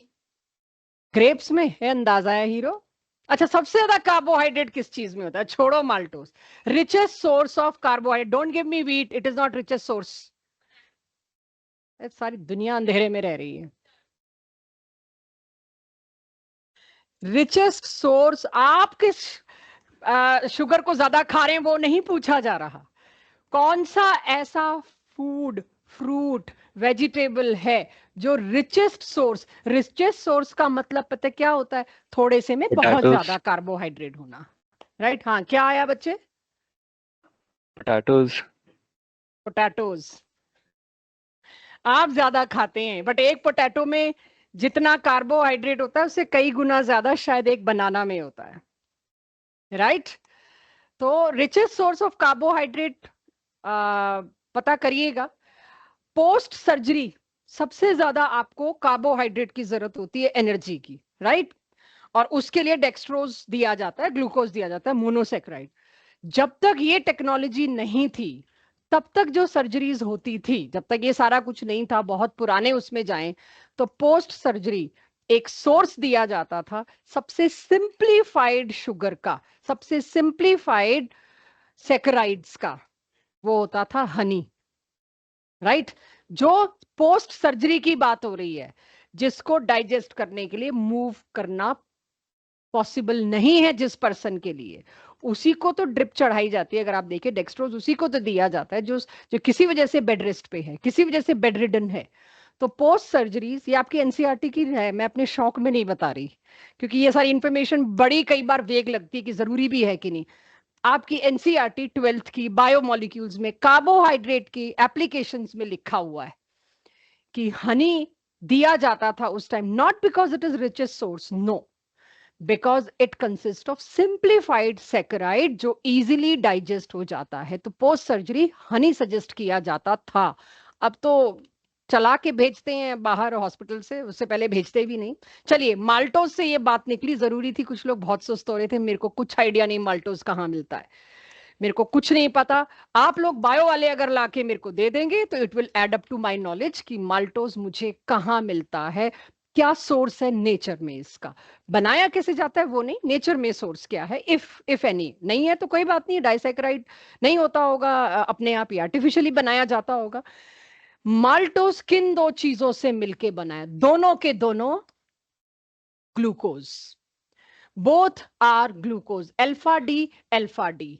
मुझे अब ये बताइए, जब मैं आपको इतना बना के दे रही हूं और उसके बाद इतनी इंफॉर्मेशन दे सकती हूं कि एक ग्लूकोज का C1 दूसरे ग्लूकोज के C4 के साथ जुड़ा हुआ है, दैट डाइसैकराइड मींस माल्टोज। इस वाले ग्लूकोज का C1 फ्री है। ग्लूकोज के C1 पे क्या होता है?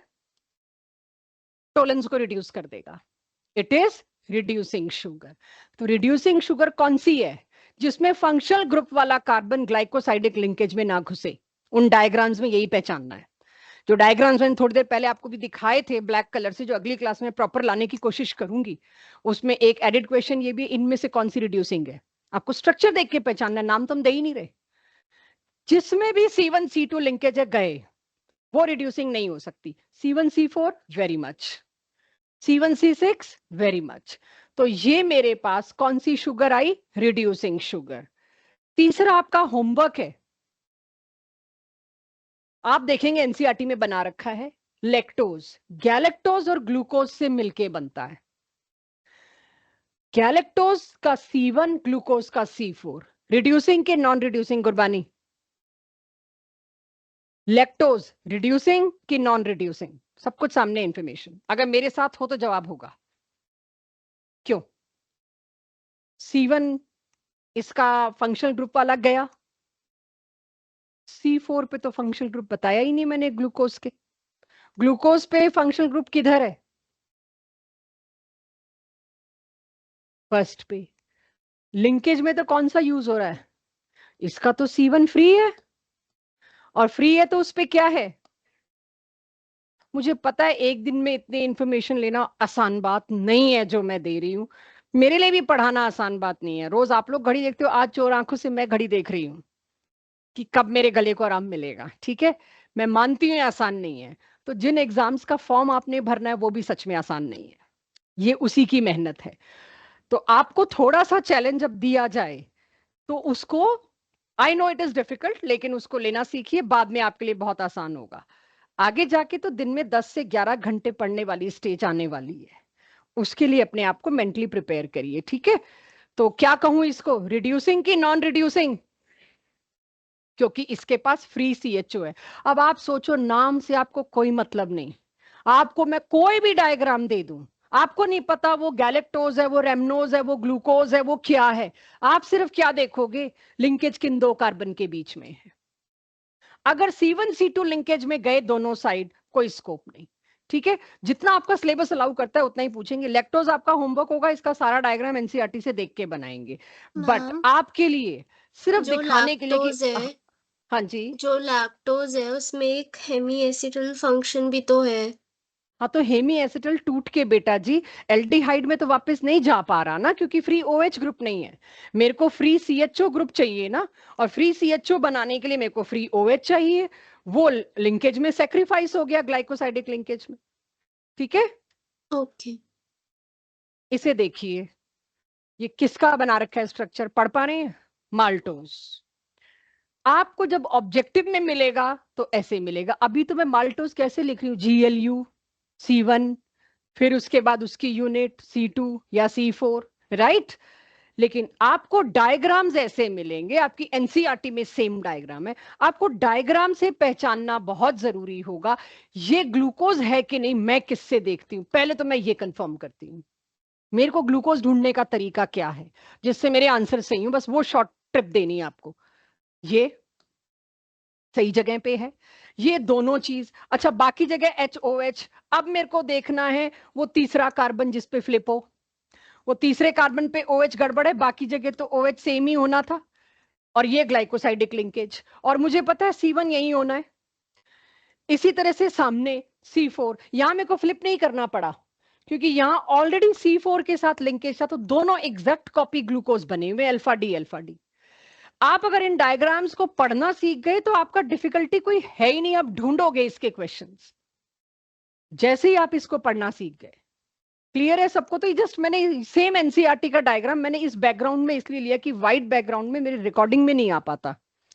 जो अगर मैं व्हाइट बैकग्राउंड वाली इमेजेस लाती हूँ तो मेरी रिकॉर्डिंग में वो आ नहीं पाता, वो ब्लैंक स्लाइड दिखती है। That's why I am choosing this, कि आपको कल को रिकॉर्डिंग देखनी हो तो आपको ये बहुत क्लियर दिखेगा। क्लियर सबको? इसी तरह से मैं आपको कहूं, ये लैक्टोज है, चेक। लैक्टोज में मैंने क्या किया था,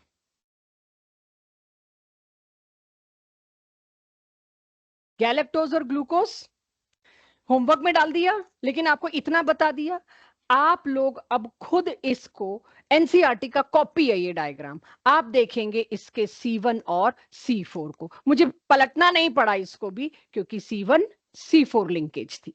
तो लैक्टोज आपका होमवर्क जो मैंने दिया है आप खुद देखेंगे, पहचानेंगे, और इन तीनों को एक साथ कर दिया मैंने कि कल को ऐसे आ जाए तो भी घबराना नहीं है वही चीज। अगर आप देखें, ये शायद मेरी रिकॉर्डिंग में ना आ पाए ये स्लाइड, वही चीज, alpha D glucose beta D glucose, उसने क्या बनाया, माल्टोज। ऐसे ही गैलेक्टोज और ग्लूकोज ने क्या बनाया, लैक्टोज। ऐसे ही फ्रक्टोज और ग्लूकोज इन्होंने ऊपर नीचे किया, लेकिन एनसीईआरटी ने क्या किया था, उसको फ्लिप करके इधर कर दिया था। तो आपको एनसीईआरटी के तरीके को तो पकड़ना पड़ेगा, सबसे पहले वो मारा जाता है। इन्होंने वो फ्लिप करने के बजाय ऐसे करके आपको यूं दिखा दिया। काश एनसीईआरटी ने भी यूं दिखाया होता तो मेरे को फ्लिप वाला काम ना करना पड़ता। तो इस तरह से आपको डायग्राम से डरना नहीं है, इसमें है कुछ भी नहीं। तो last for today is polysaccharide. Polysaccharide खत्म करते मेरी एनसीईआरटी का कार्बोहाइड्रेट खत्म होगा। पॉलीसेक्राइड सबसे पहला आपके पास क्या है, स्टार्च। आप रोजमर्रा में स्टार्च किस सोर्स में खाते हैं, चावल, रोटी और सबसे ज्यादा आलू, जो आपकी डाइट में इन्वॉल्व होता है। ऐसा नहीं है कि स्टार्च औरों में नहीं है, लेकिन कॉमन मैन की डाइट में स्टार्च का ये सोर्स सबसे ज्यादा है। और ब्रेड हमेशा हर डाइट का हिस्सा होती है, क्योंकि कार्बोहाइड्रेट आपको चाहिए ही चाहिए। किस चीज के लिए कार्बोहाइड्रेट चाहिए, एक तो एनर्जी के लिए, दूसरा दिमाग चलाने के लिए। तो कार्बोहाइड्रेट कम कर देना मतलब आपका दिमाग चलना कम होगा। तो कार्बोहाइड्रेट की सबसे ज्यादा खपत आपके शरीर में एक ही ऑर्गन करता है, दैट इज ब्रेन। ठीक है? सो अब स्टार्च दो हिस्सों में होता है। अगर मैं स्टार्च को खोलूं, हाइड्रोलाइज करूं, तो उसके दो हिस्से निकलते हैं, एक अमाइलोज और एक अमाइलोपेक्टिन। 20% अमाइलोज, लगभग 80% अमाइलोपेक्टिन मिल के स्टार्च बनाते हैं। स्टार्च रोजमर्रा की लाइफ में खाने के अलावा कहां सुनते हैं, कपड़ों पे लगाया जाता है। स्टार्च कहाँ, ये तो जनरेशन बाय गॉड, घर में माँ बाप के साथ कोई इन्वॉल्वमेंट नहीं है तुम लोगों का। कुछ साल पहले पूछती थी तो जवाब आता था, कपड़ों पे स्टार्च कलफ लगाया जाता है, स्टार्च लगाया जाता है। ठीक है? बहुत ही बर्बाद केस हो रहा है ये जो मेरे सामने बैठा है। अगर इसको ये नहीं पता कपड़ों पे स्टार्च लगाया जाता है तो सीरियस अलार्म। तुम लोग घर गृहस्थी तो मत ही बसाना, खाना बदोशों की तरह जीना, झोपड़ियों में रहना, सिर्फ खेती करो, खाना खाओ और जिंदा रहो बस। ठीक है? कुछ और स्ट्रेस ले मत लेना तुम लोग, तुम्हारे बस का है नहीं। एनीवेज, आप देखिए जब भी आप कपड़ों को ड्राई क्लीन करने के लिए देते हैं वो कड़क होके आते हैं, राइट? वो कड़क होके जो आते हैं कपड़े, वो स्टार्च दिया जाता है। स्टार्च एक पार्शली इनसॉल्युबल सेकेराइड कह लीजिए या कार्बोहाइड्रेट कह लीजिए, वाटर में इजीली सॉल्युबल नहीं होता। अब एक जमाने में पेरेंट्स स्टार्च घर देते थे घर पे, अब वो भी हमारी हम उसी जनरेशन के, अब हम पे घर पे काम होता नहीं है, हम सब आउटसोर्स करते हैं। तो स्टार्च अगर आप घर पे लगाएं तो एक बहुत बड़ी समस्या स्टार्च के साथ होती है, पानी में इजीली डिसॉल्व नहीं होता। स्टार्च स्पेरिंगली सॉल्युबल है, तो जैसे ही आप ठंडे पानी में, गर्म पानी में जो जुगाड़ करके स्टार्च को सॉल्युबल करते हैं, उसमें एक हैंकी डालते हैं और उस हैंकी को बाहर निकालते हैं, तो स्टार्च पानी को छोड़ के कपड़े पे आ जाता है। And it give a stiff appearance, उसको बहुत कड़क बना देता है, और आप उसको आयरन करें तो आपको वो बिल्कुल फ्रेश नए कपड़े जैसा लुक देता है। तो स्टार्च, कॉटन के कपड़ों को मेंटेन करने के लिए starch is compulsory, otherwise you have to throw them. तो स्टार्च आधा अधूरा पानी में क्यों सॉल्यूबल है? गिरीशा यहीं रहना, पढ़ाई चल रही है, ठीक है?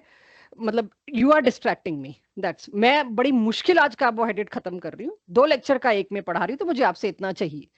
वाटर सॉल्यूबल हिस्सा सिर्फ 20% है, वाटर इनसॉल्युबल हिस्सा 80% है।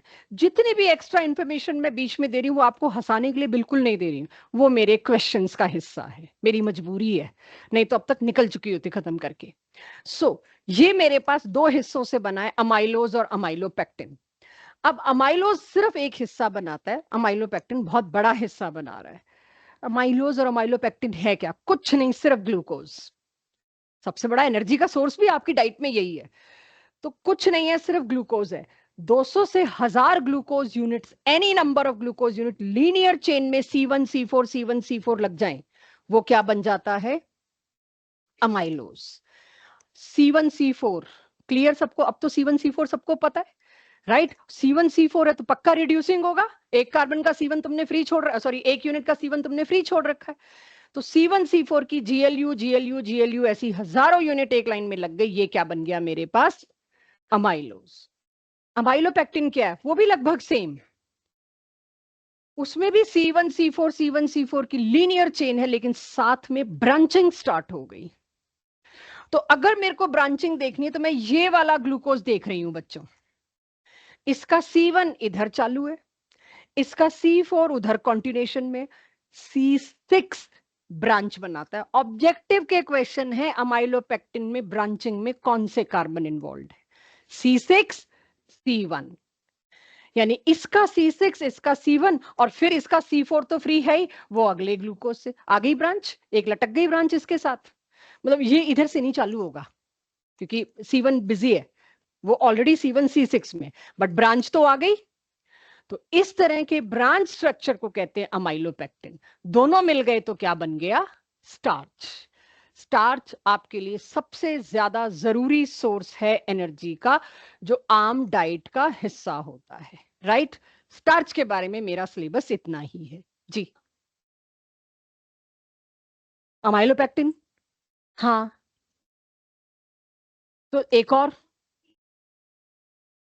कोई एंड तो होगा फ्री, बस उसी लिए, नथिंग टू सॉरी, बहुत अच्छा क्वेश्चन था। तो कोई एंड तो होगा फ्री, तो वो आपको दे देगा टेस्ट। अब इसके बाद, ये तो वो क्वेश्चन है जो मुझे कराना है, वो मैं नेक्स्ट क्लास में लूंगी, आज मिल गया तो रख लिया। सेल्यूलोज, और ये लास्ट पेज है आपकी एनसीईआरटी का, कार्बोहाइड्रेट का, ग्लाइकोजन। स्ट्रक्चर तो आपको दिख ही रहा है क्या है। मैंने यूं टेढ़ा क्यों बनाया है, सीधा क्यों नहीं बना दिया? क्यों चेरी? मैंने यहां तो सीधा बनाया, C1 C4, यहां C1 C4 टेढ़ा बनाया,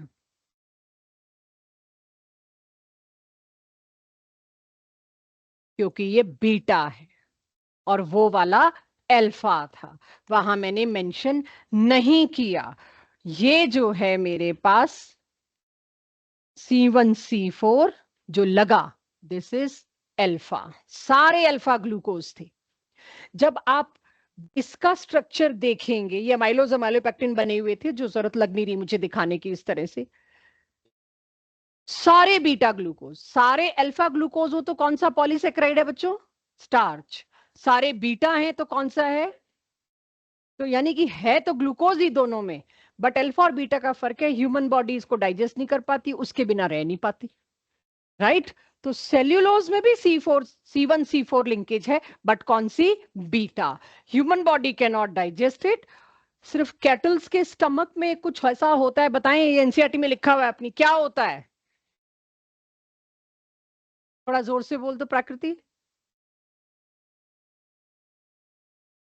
कुछ उसके लिए एंजाइम्स होते हैं, थोड़ा सिंपल बोल लो जो हमें समझ आ जाए।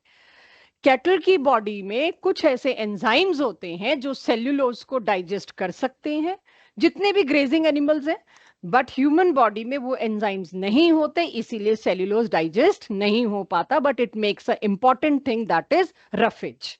लास्ट, ग्लाइकोजन कहां मिलता है? केमिस्ट्री बाद में बताऊंगी। ग्लाइकोजन बॉडी में किधर होता है? Fat cells. थोड़ा और ओपन करें, इलाबोरेट करें बात को। फैट में हम बड़े इंटरेस्टेड हैं। कहां सुनते हैं ग्लाइकोजन? लिवर में, मसल्स में भी शायद। और एक एक एक कॉमन पर्सन को ग्लाइकोजन के बारे में बायो वाले क्या बताना चाहेंगे? Cholesterol kind of. और कुछ? किधर हैं बायो वाले? बहुत बोल रहे थे 2 दिन से। What is glycogen?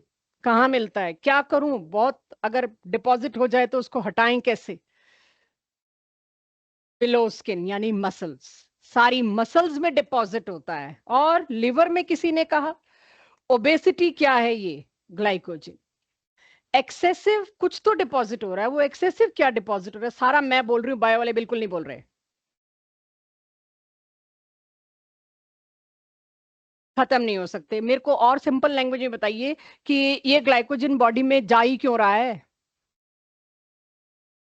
क्या? जितना आप, क्यों स्टोर होता है ग्लूकोज? क्यों तुम्हारी क्रेब साइकिल क्यों नहीं ग्लूकोज की केयर कर लेती? क्रेब साइकिल ग्लूकोज की केयर करती है ना, CO2 H2 और पायरुवेट वगैरह के थ्रू।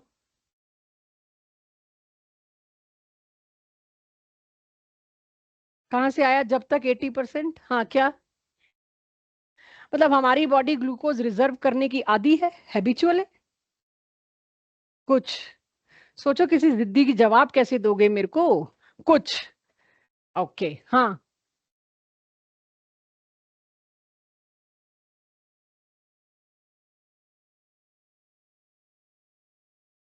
और कुछ?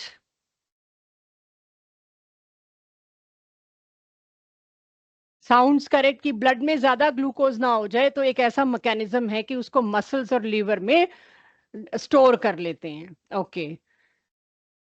नहीं तो आर्टरीज ब्लॉक हो जाएंगी। ब्लड के ग्लूकोज का लेवल मेंटेन करने के लिए हमें पता है एक बहुत बड़ा मैकेनिज्म है। तो आप जितना खा रहे हैं ग्लूकोज, कार्बोहाइड्रेट, अगर आप उतना काम नहीं कर रहे हैं शरीर से, तो वो ग्लूकोज ब्लड में एक्सेस हुआ तो it can result to any organ failure sooner और लेटर। तो इसीलिए बॉडी के पास एक मैकेनिज्म है कि आप उस एक्सेसिव ग्लूकोज को, जैसा लगभग आप सभी ने टुकड़ों टुकड़ों में बोला, वो उस ग्लूकोज को डिपॉजिट करती है कहां पे? लिवर और मसल्स में। जिस जो ज्यादा डिपॉजिट होने लगे तो हम उसको ओबेसिटी के नाम से बोलते हैं। It's a disease itself.